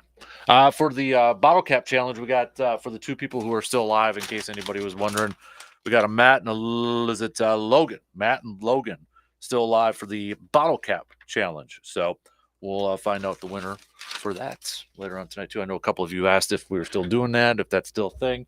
Yep, Matt and Logan still alive. Matt's got San Diego State. Logan has UConn in the bottle cap challenge. All right, coming up next hour, we'll hit up some more baseball talk here. Keep your thoughts coming. Your one takeaway from opening weekend. If you want to expand it upon all across Major League Baseball, you can do that too. If you want to stick with your favorite team like the Brewers, or maybe for the Twinnies, you can do that. But one takeaway, or one thing that kind of stood out to you from opening weekend? MLB.com has 8 overreactions after the first weekend. I guess we can kind of take a look at that if we wanted to, but you know, everybody's loves a little overreaction from the first week. So, but we'll hit that up. Also, hoops talk. Get back to some Bucks. Bucks with a big win last night against the 76ers. They're still up first place in the Eastern Conference by 2 over the Boston Celtics. 4 games left to go here. But tomorrow night might be a big night in terms of where things stand. You've got Boston traveling to Philly to take on the 76ers. Bucks fans got to root for the 76ers in that game. Bucks will be taking on the Wizards of Washington, and then they'll be returning home in a back-to-back. So they're going to be at Washington, then they'll be back home, taking on Chicago the day after on Wednesday night there. Then they finish up with Memphis and Toronto. Be curious to see where things are at Friday for that game against Memphis and even Toronto. I mean, Toronto's got a spot clinched, but, still kind of maybe somewhere between 7 and 10 that they could finish in yet. So they'd still maybe have something to play for. Memphis, some seeding wise in there too. But tomorrow's going to be a big night in terms of where things kind of stand in that Eastern Conference. Because I feel like, the Bucks, obviously they want the 1 seed. I know some of the players have been downplaying it a little bit, talking about health. Health is, the most important thing. But in terms of this year, I still think if health is 1A, 1 seed is 1B for this Bucks team. Avoid playing the 76ers or Boston potentially in the second round. Let those 2 teams go at each other in the second. Maybe beat up on each other a little bit, wear down each other, and then home court against one of those teams in the Eastern Conference Finals. So we'll see how things kind of play out. Up 2 with 4 to go here. So we'll talk some more Bucks hoops coming up in the next hour or two. And if you want to keep those predictions coming for the national championship tonight, send them on over. Anybody confident in the San Diego State? Do you think? How about maybe this is the best way? So the line I saw earlier this morning was 7 for UConn. Does UConn cover that? Does the San Diego State? I mean, where do you think? If we use the line, okay, with UConn favored by 7, does UConn cover that, or does San Diego State cover that? What do you think? If we kind of have a little bit of a leeway there, let me know. Okay, we'll get to that coming up a little bit later on here.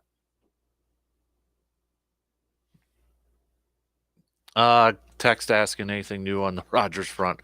No. No. I know there was some talk late last week. I think it was Albert Breer from Monday Morning Quarterback. Sports Illustrated talked about maybe a resolution by the weekend. At least it hasn't been made public. I haven't seen anything.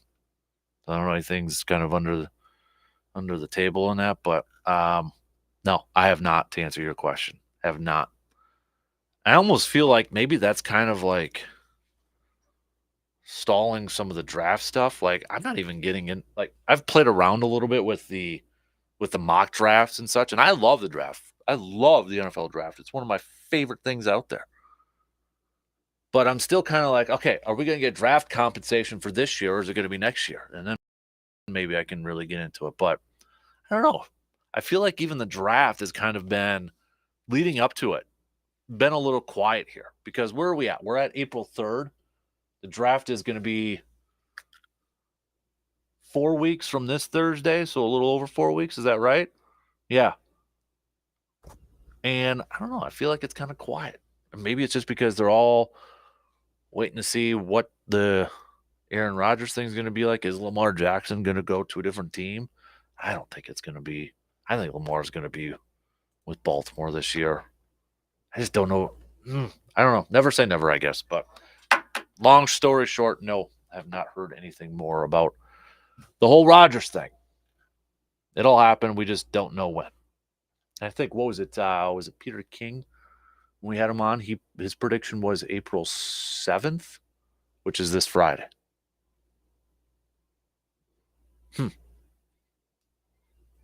So maybe keep that date in the back of your mind a little bit. All right, shot clock's going to cut me off. We'll kick off the third and final hour with some studs and duds from the weekend or the last few days. If you want to expand it a little bit, hit us up. You can pick one or two or three for each category. I've got one for each one. No, actually, I've got two and one, two studs, one dud. So we'll get to that. And then forgot to do sports nuggets of the day. So we'll get to some sports nuggets of the day brought to you by Ansay Associates coming up just past the 8 o'clock hour as well. 2 in, 1 to go. Keep your thoughts coming. You can hit me up with a text, tweet, Facebook, video stream, all that fun stuff. We'll be back in just a couple minutes after these few words.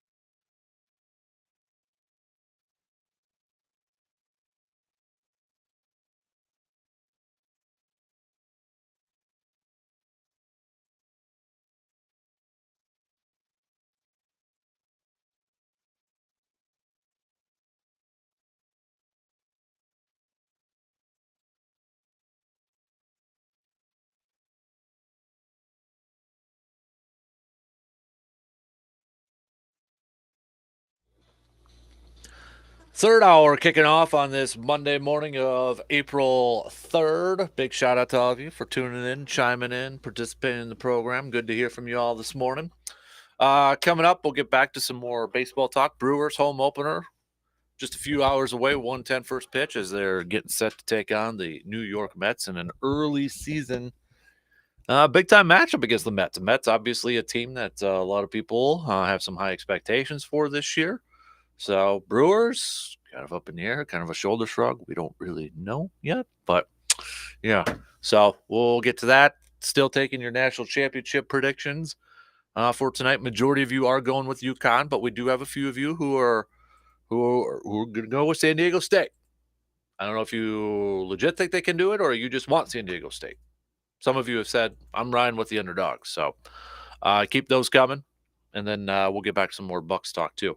How would you play these last? I mean, I don't know if I necessarily want to ask that question. The more I think about it, I was going to ask how do you play these last four games here? Because you got 4 games left to go for the Bucks. 1 seed is still up there.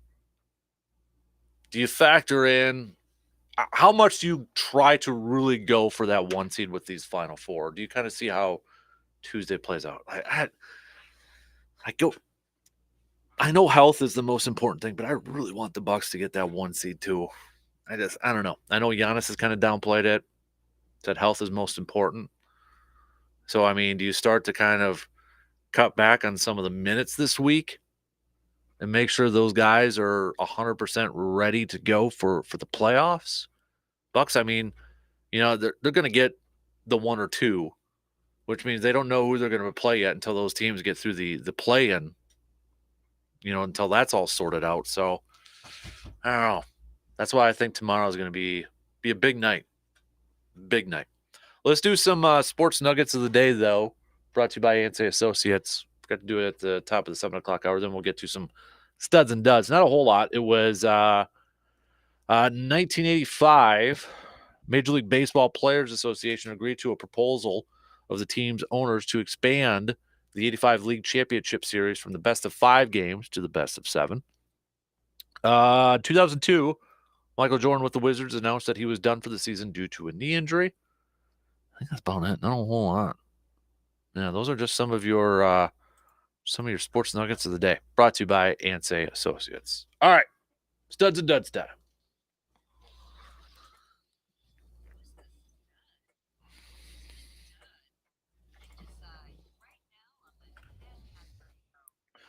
Studs. I'm just gonna go with a couple of college basketball shout outs. UConn just looks like a machine throughout this whole tournament. They're a stud. The other stud, though, the San Diego State ending. The ending of that game. To hit that shot at the end to win it. And it looked like he wasn't going to get it off either. Calm, cool, collective. How many times? I'm one of them. I'd probably do the same thing. Kind of panicking, time running out, trying to create your own shot, trying to get off a good shot. Just a calm, cool, collective, as he said after the game, got to his spot, put up a shot, boom, sucker went in. So that was a stud of an ending, San Diego State, FAU. My duds. I'm not trying to pick on you because I know we got some fans that listen to this. I'm not picking on you, but I mean, this was a CBS Sports headline, one of the top stories. The Viking Stadium, US Bank Stadium, already needs $280 million in maintenance in the next decade. $48 million in the next year.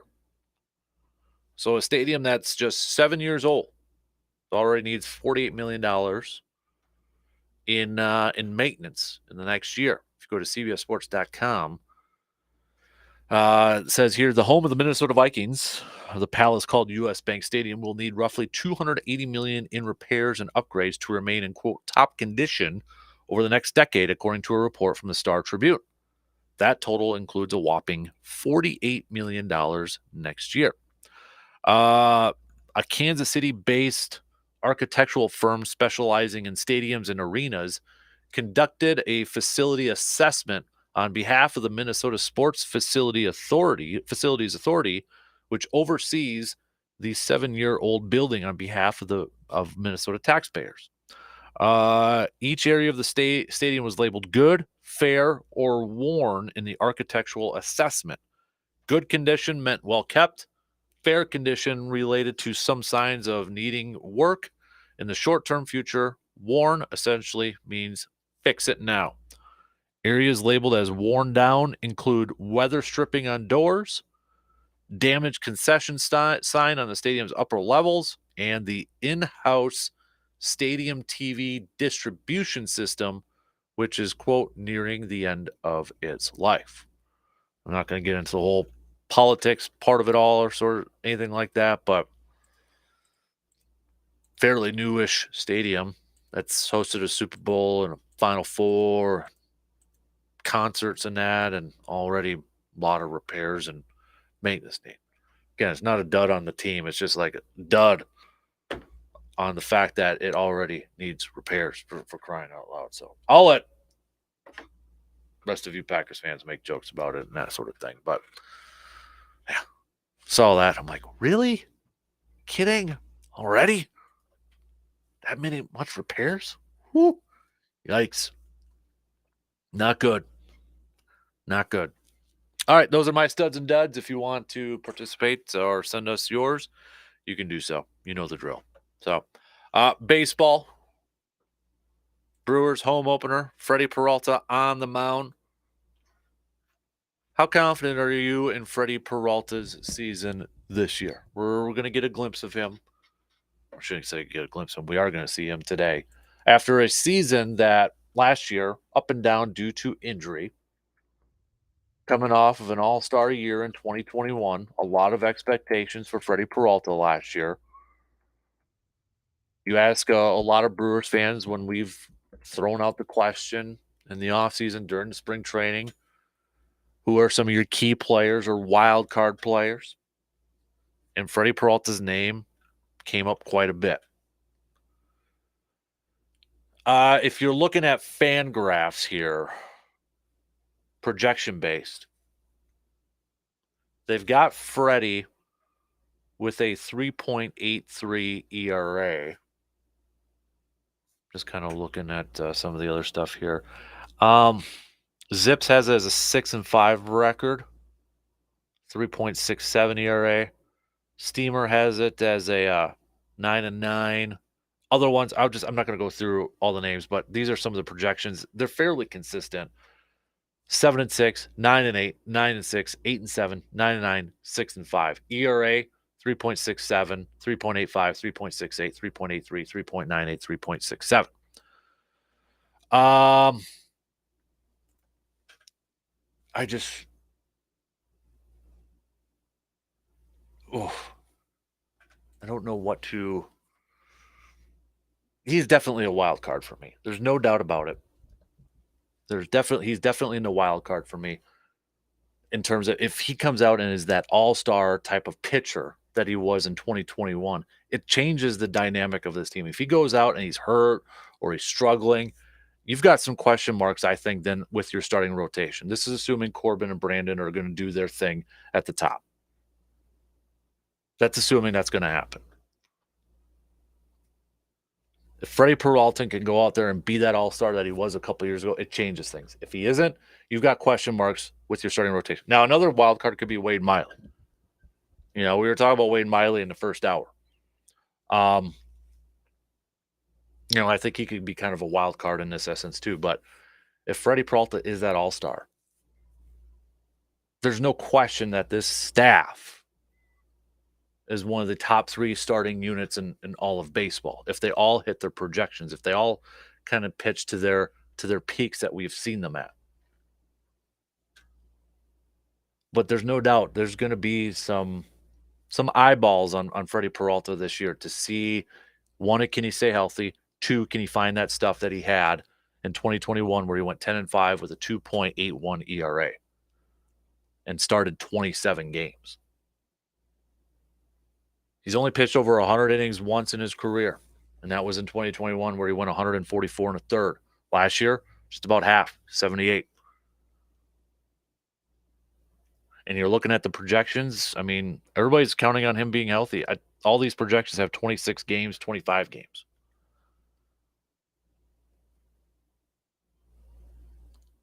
So excited to see what Freddie Peralta first impressions of him later on this afternoon. Going up against a pretty darn solid lineup too with the Mets. We all know about those guys. We know they like to spend money.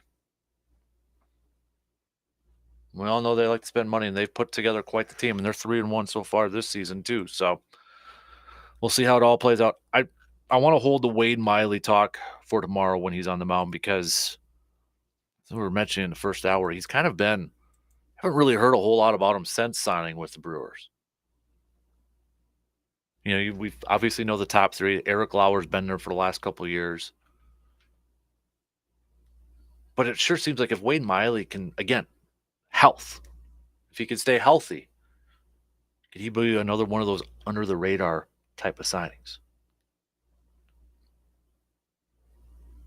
A lot of you predicting Brewers losing this series to the Mets. I'm not too surprised at this one. But a lot of you just kind of going through some of the predictions. I'm trying to scroll through some of this because we got a lot of stuff that I haven't even touched on here yet. What is this one?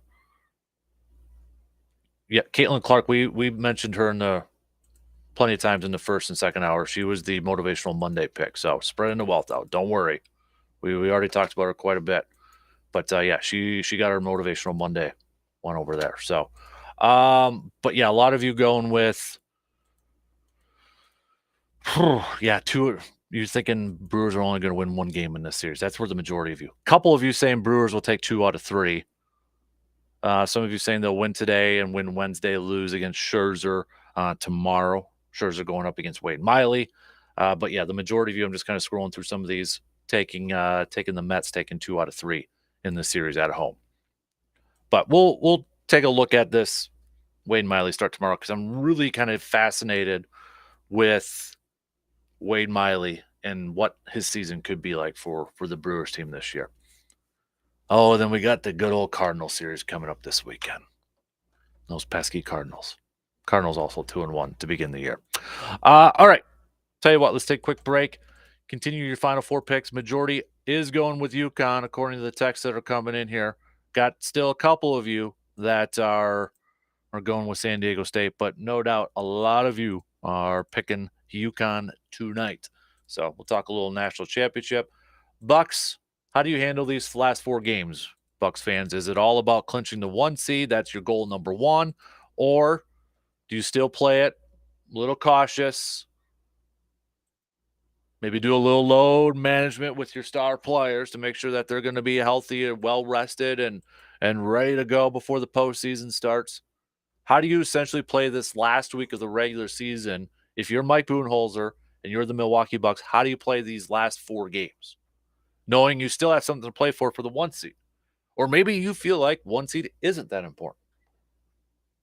If there's somebody that's got a nagging injury or something that's just kind of, bugging them a little bit, would you rather have them sit a couple of these games and make sure that they're ready to go for the postseason, or you go all in and try to clinch that 1 seed?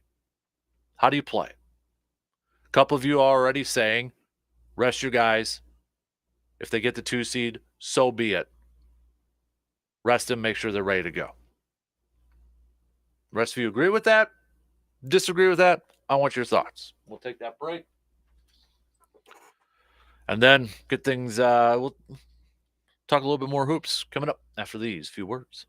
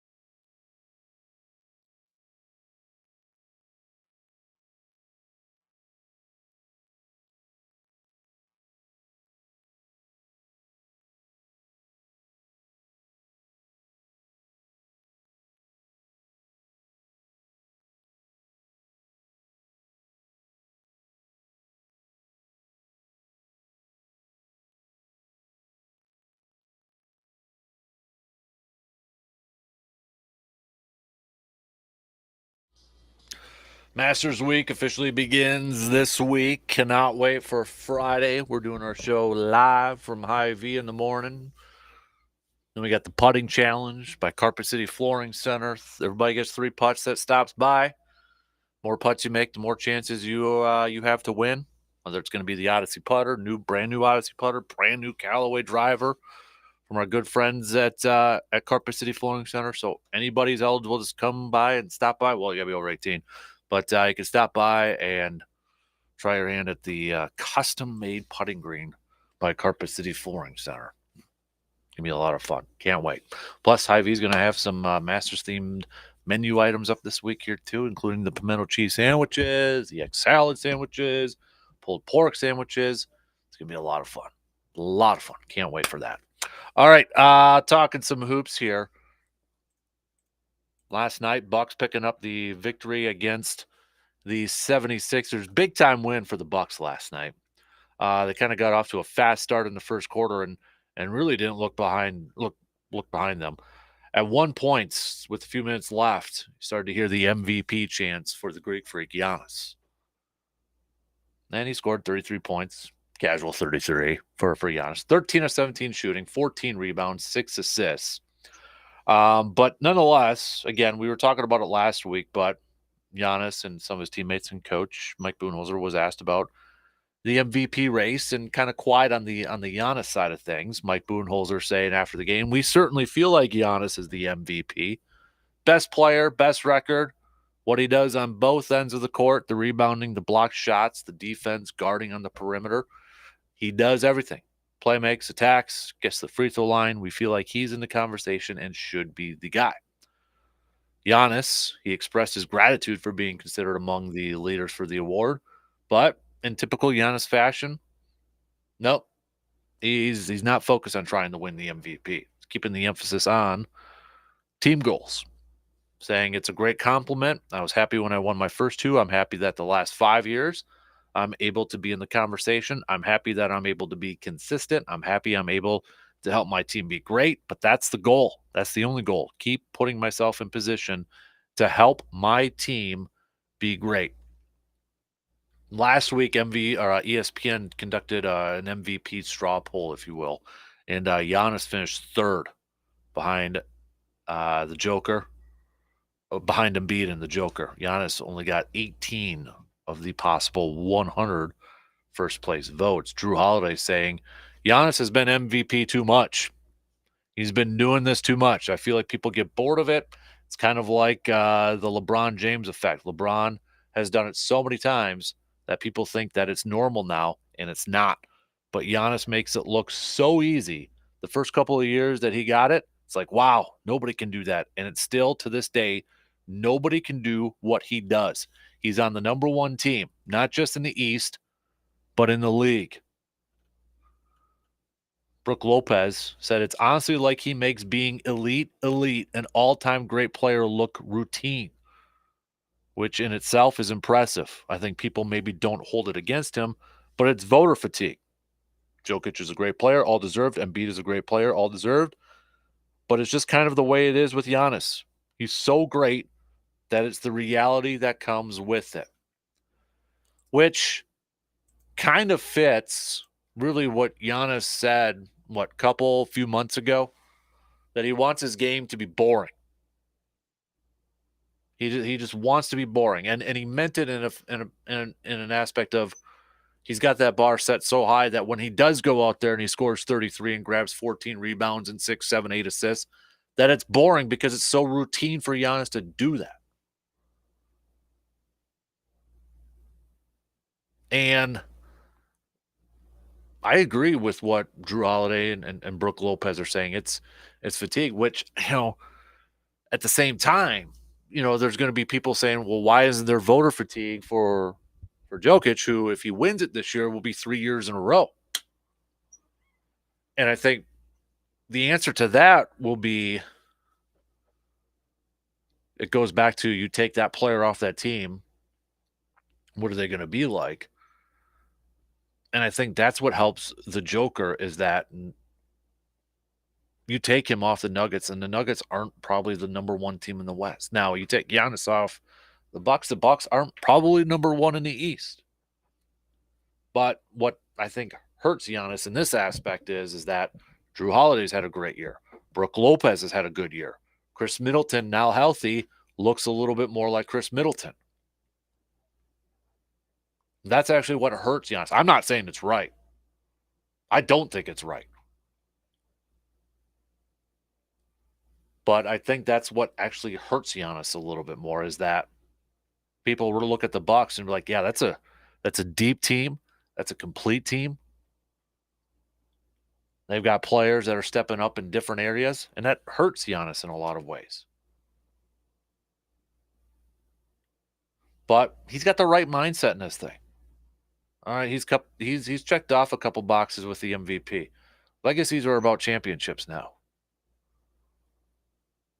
Getting another championship. Their window is now. The window isn't now for MVPs for Giannis. He's already got a couple of those. It's world championships. It's NBA championships right now. And he's got a team right now that has a hell of an opportunity to win their second in the last 3 years. Best record in the NBA. They're deep as all get out. Drew Holiday has been maybe having his best season or one of the best seasons of his career. It doesn't look like, he's been in the league. He looks like a guy that's, fresh legs, youngster that's been in here in the last few years. The veteran that's been around for a while, and he's having a fantastic year. Brook Lopez is probably having his best year as a member of the Milwaukee Bucks. Chris Middleton playing well, coming back from injury, maybe getting back to where all-star level Chris Middleton. You look at some of the numbers that Middleton has been putting up last night. In 32 minutes, 19 points, 9 assists. But so far this year, he's putting up 15 and a half, shooting 43.9% from the field. Sure doesn't look like they're kind of managing that knee now. It'll be interesting to see what they do in these last 4 games here for a guy like a Chris Middleton or maybe somebody else who is, been going through some nagging injuries or little, aches here and there. How do they manage those guys with this final week to make sure that they're as close to 100% healthy and ready to go for the playoffs? Middleton will be an interesting guy to kind of keep an eye on. But back to the whole, championship thing. I think if you ask a lot of people or Bucks fans or whatever, and you look at this team and you look at the team that won it a couple years ago, I think a lot of people would say, on paper, this team looks better than the team that won it just a couple of years ago. Now, obviously, that team got the job done. They've got the trophy. This team, we'll see if they can get there. But if you look at it just on paper alone, I think a lot of people would pick this team as more talented, deeper. And they've got a hell of an opportunity here. I think if everybody just stays healthy, they got a heck of an opportunity. And if they get that 1 seed, I don't see anybody beating the Bucks to come out of the East. If they've got their health and they've got that 1 seed, I don't see anybody taking out the Bucks. Boston makes me nervous. I don't want to discredit them. Boston makes me nervous. Boston is also deep. They've got a superstar in Jason Tatum. They've got Brown over there. They've got guys that can come off the bench. Malcolm Brogdon. They got Smart over there. That's going to be a hell of a series if it gets to that point in the Eastern Conference Finals, if everything kind of finishes off how it is right now. But if the Bucks can lock up that 1 and they're healthy, how can they not be NBA championship favorites? For as deep as they are, they've got the superstar. They've got guys kind of having their best years in a long time, the Holidays and the Lopez's. I mean, heck, you even got Carter coming off the bench that can, give you a few 3-pointers on a given night. I like this team a lot. And I think they can do something pretty darn special. And you look at some of the rankings. I mean, defensive leaders, points allowed. The Bucks aren't what they were, the last few years. They've always kind of been maybe towards the top there. But in points allowed, they're in the middle of the pack. They're 14th. You look at scoring-wise, team-wise overall.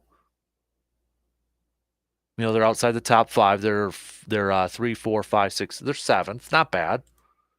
They're number 1 in rebounds per game, though. Point differential, they're 4th best in the league. The only teams that are better than them are actually all Eastern Conference teams. Boston's number 1, Cleveland, Philly.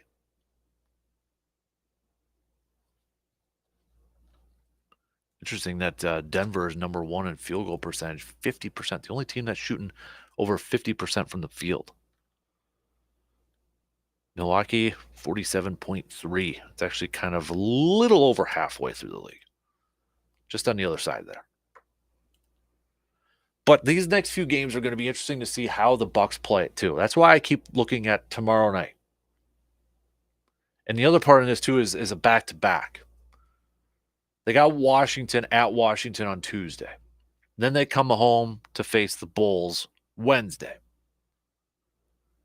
Does a back-to-back affect that at all? Like there's quite a few people last week talking about that Boston game when the Celtics just blew out the Bucks. And a lot of people are saying, well, look, it was a back-to-back.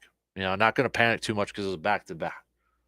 They played on the road to Indiana, then came home and had a powerhouse in Boston coming in here. Now, obviously, Washington or Chicago is not a Boston. They're not a Celtics team. But given that the NBA now is all about load management and, this is the final week of the regular season heading into the postseason, how will the Bucks play out these last 4 games? They got the off day today. That helps.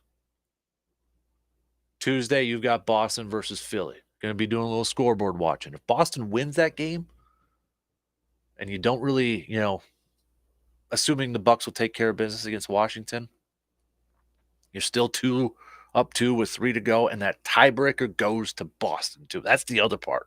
The tiebreaker goes to Boston because they got the season series.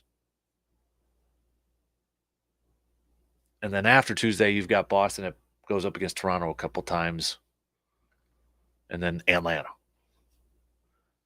And then you got the Memphis game on Friday. Now, if we take a look at what the Western Conference is at this point,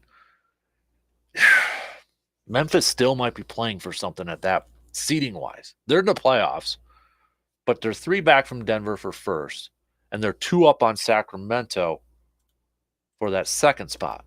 So depending on what happens this week, Memphis might still have to, go in there and give it their all to either hold on to that 2 seed or maybe even make a little bit of a push for the 1 seed. A lot to be decided yet. That's why we need to be 76ers fans and get a little bit of help tomorrow night. Let's go Philly. Take care of business. Help out your guys in Milwaukee. Take down Boston. Can you do that for us, please? Fingers crossed. Come on. But if it were me, I think you go into this Washington game, you play your guys. If they're ready to go, if they're cleared, you play your guys, go get the win. And then you hope Philly can take care of business, take down Chicago, look at where everything's at. You might have it clinched up after that game against Chicago, depending on how things kind of play out here. And then Friday and Sunday, maybe do a little load management there, a few minutes here and there. That's how I'd play it. Focus on one game at a time, reassess after every game. But Washington and Chicago, come away with those W's and then see where if Philly gave you any help.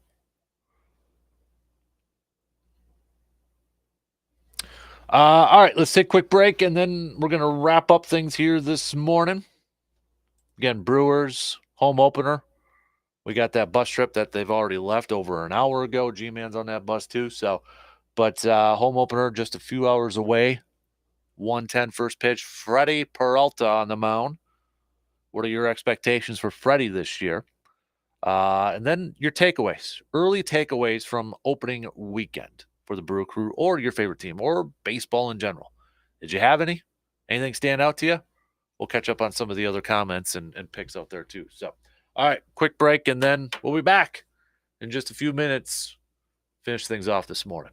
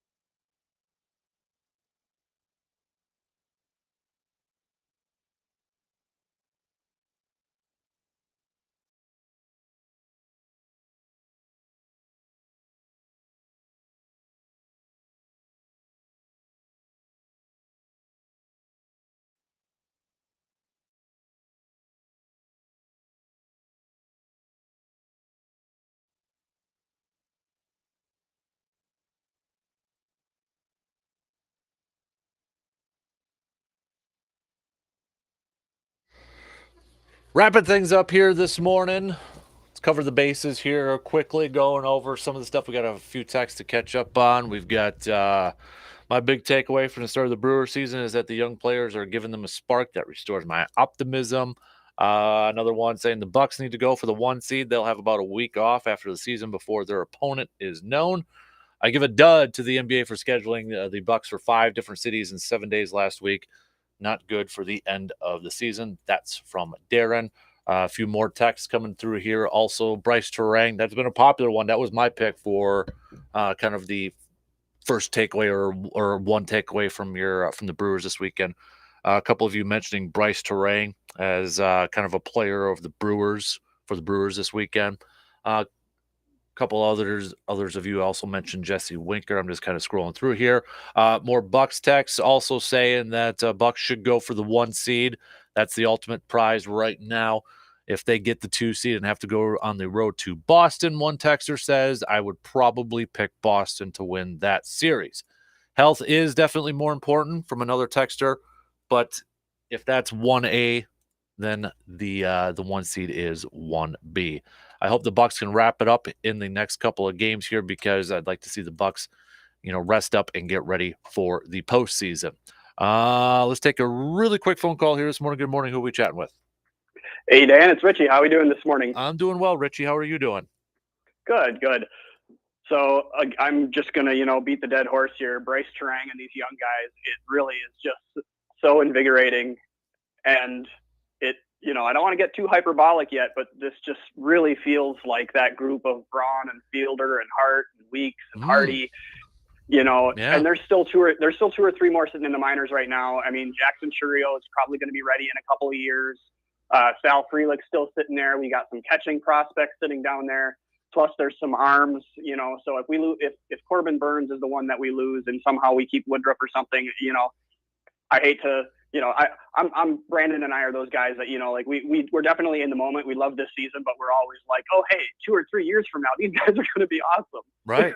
Yeah. The Bryce Terang one is a nice surprise for me because I think maybe he kind of surprised some people making the opening day roster, but I mean, the dude out there doesn't look like, he just made his major league debut. He looks so calm, cool, collective out there.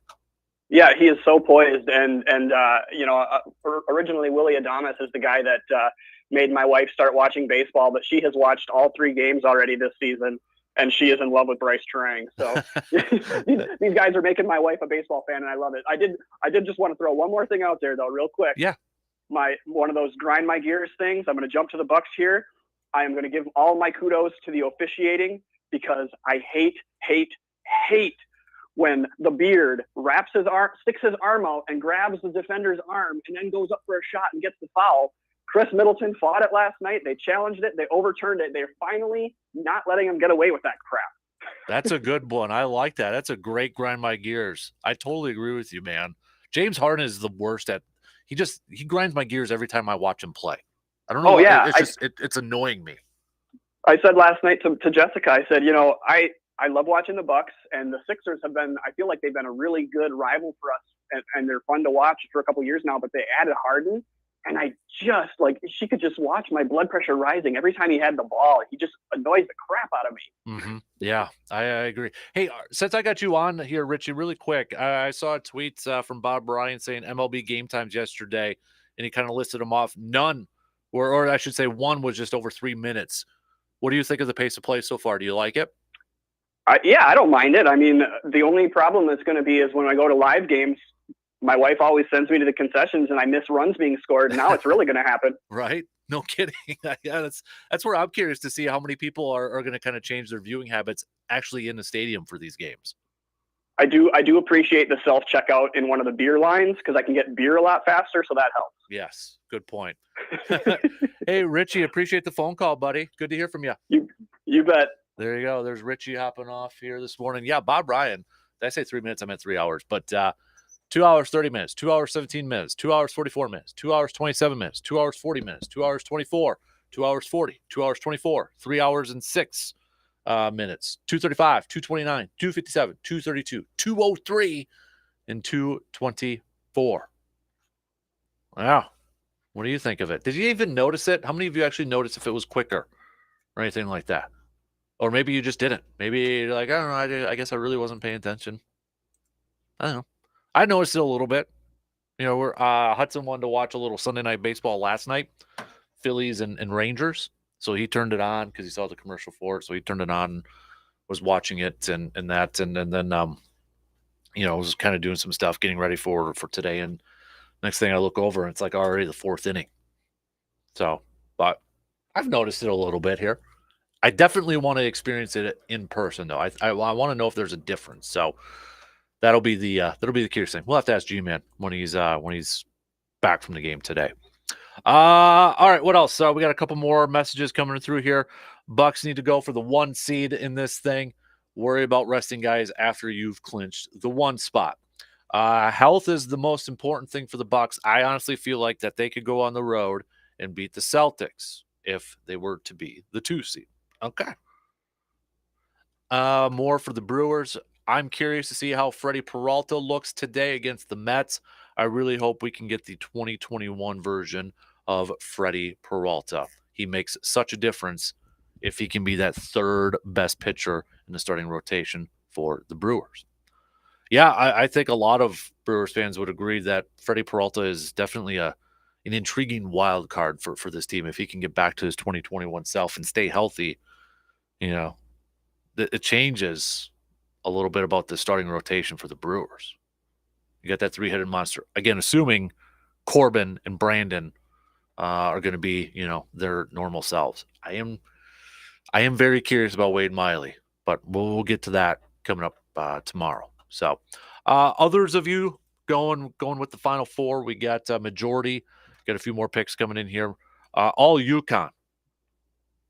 We did have a few of you going with San Diego State, but the latest group of messages being sent through, all going with UConn. Going with UConn tonight. To wrap up some things, we had the Women's National Championship yesterday. LSU defeating Iowa 102-85. We mentioned obviously the officiating has been a talk or a topic of conversation with that women's game yesterday. That was part of our Monday morning quarterbacking.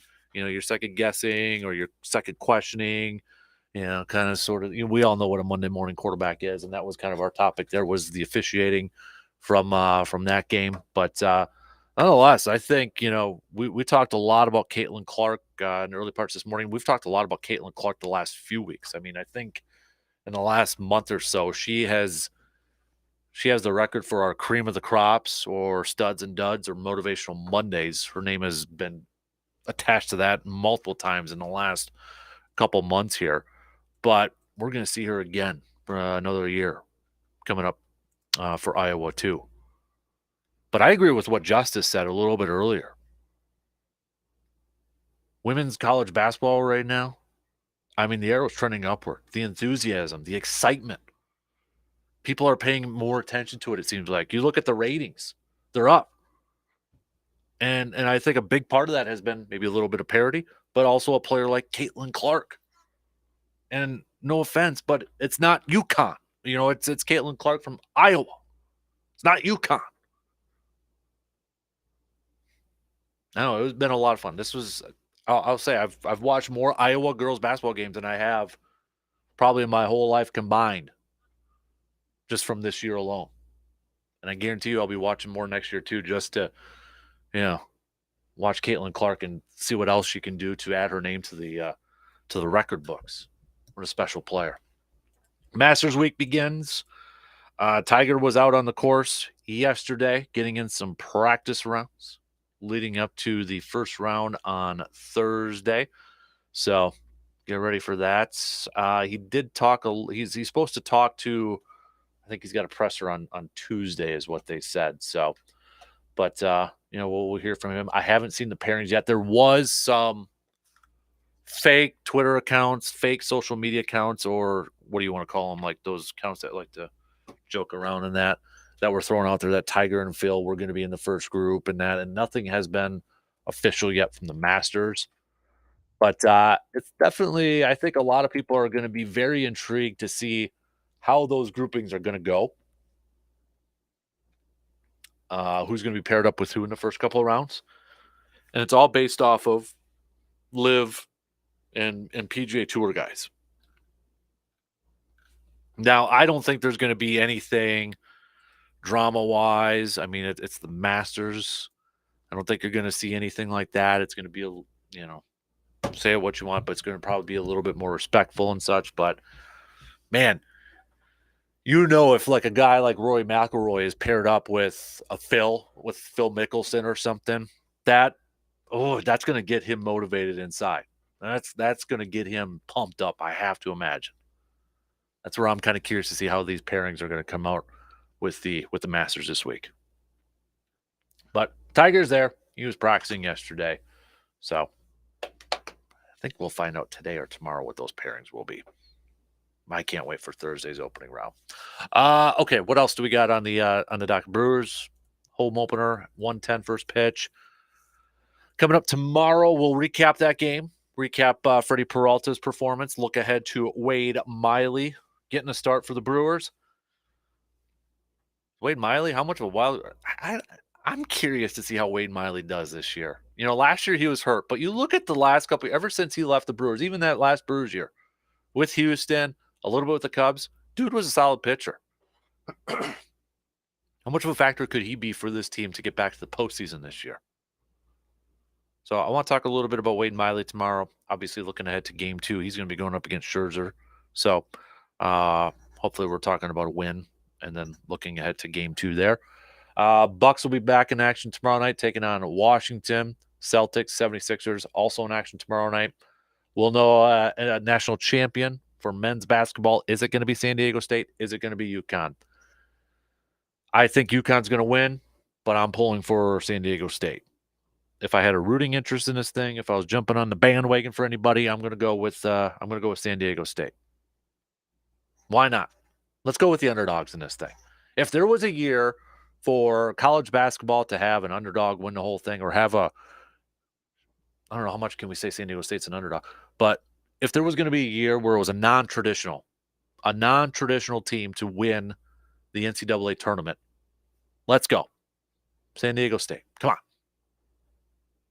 I want to see it. If there was a year to happen, it's got to be this year. So we'll recap that game tomorrow as well. It is a Grind My Gears Tuesday. So if anything's grinding your gears, get that ready for tomorrow. Get it off your chest tomorrow. We'll do a little Press Pass Tuesday and then a Tuesday pop quiz. So we'll hit that all up tomorrow. But got a couple more texts coming in, going with the UConn pick tonight. Even with it you being UConn and San Diego State, not a blue blood Final Four. I'll be curious to see the ratings on this thing. How many more people are going to be kind of tuning in because it is. It's still UConn. That's where I like to. I always hesitate to say when people say it's not a blue blood one. It's UConn though. UConn's got experience. They've got some national champions. If UConn wins, if you're on that line, because I'm sure some people already consider them a blue blood, but if UConn wins and you're on that line, do they cross over into the blue blood territory? We'll hit that up tomorrow. Have a good Monday. We'll be back 6 a.m. tomorrow morning.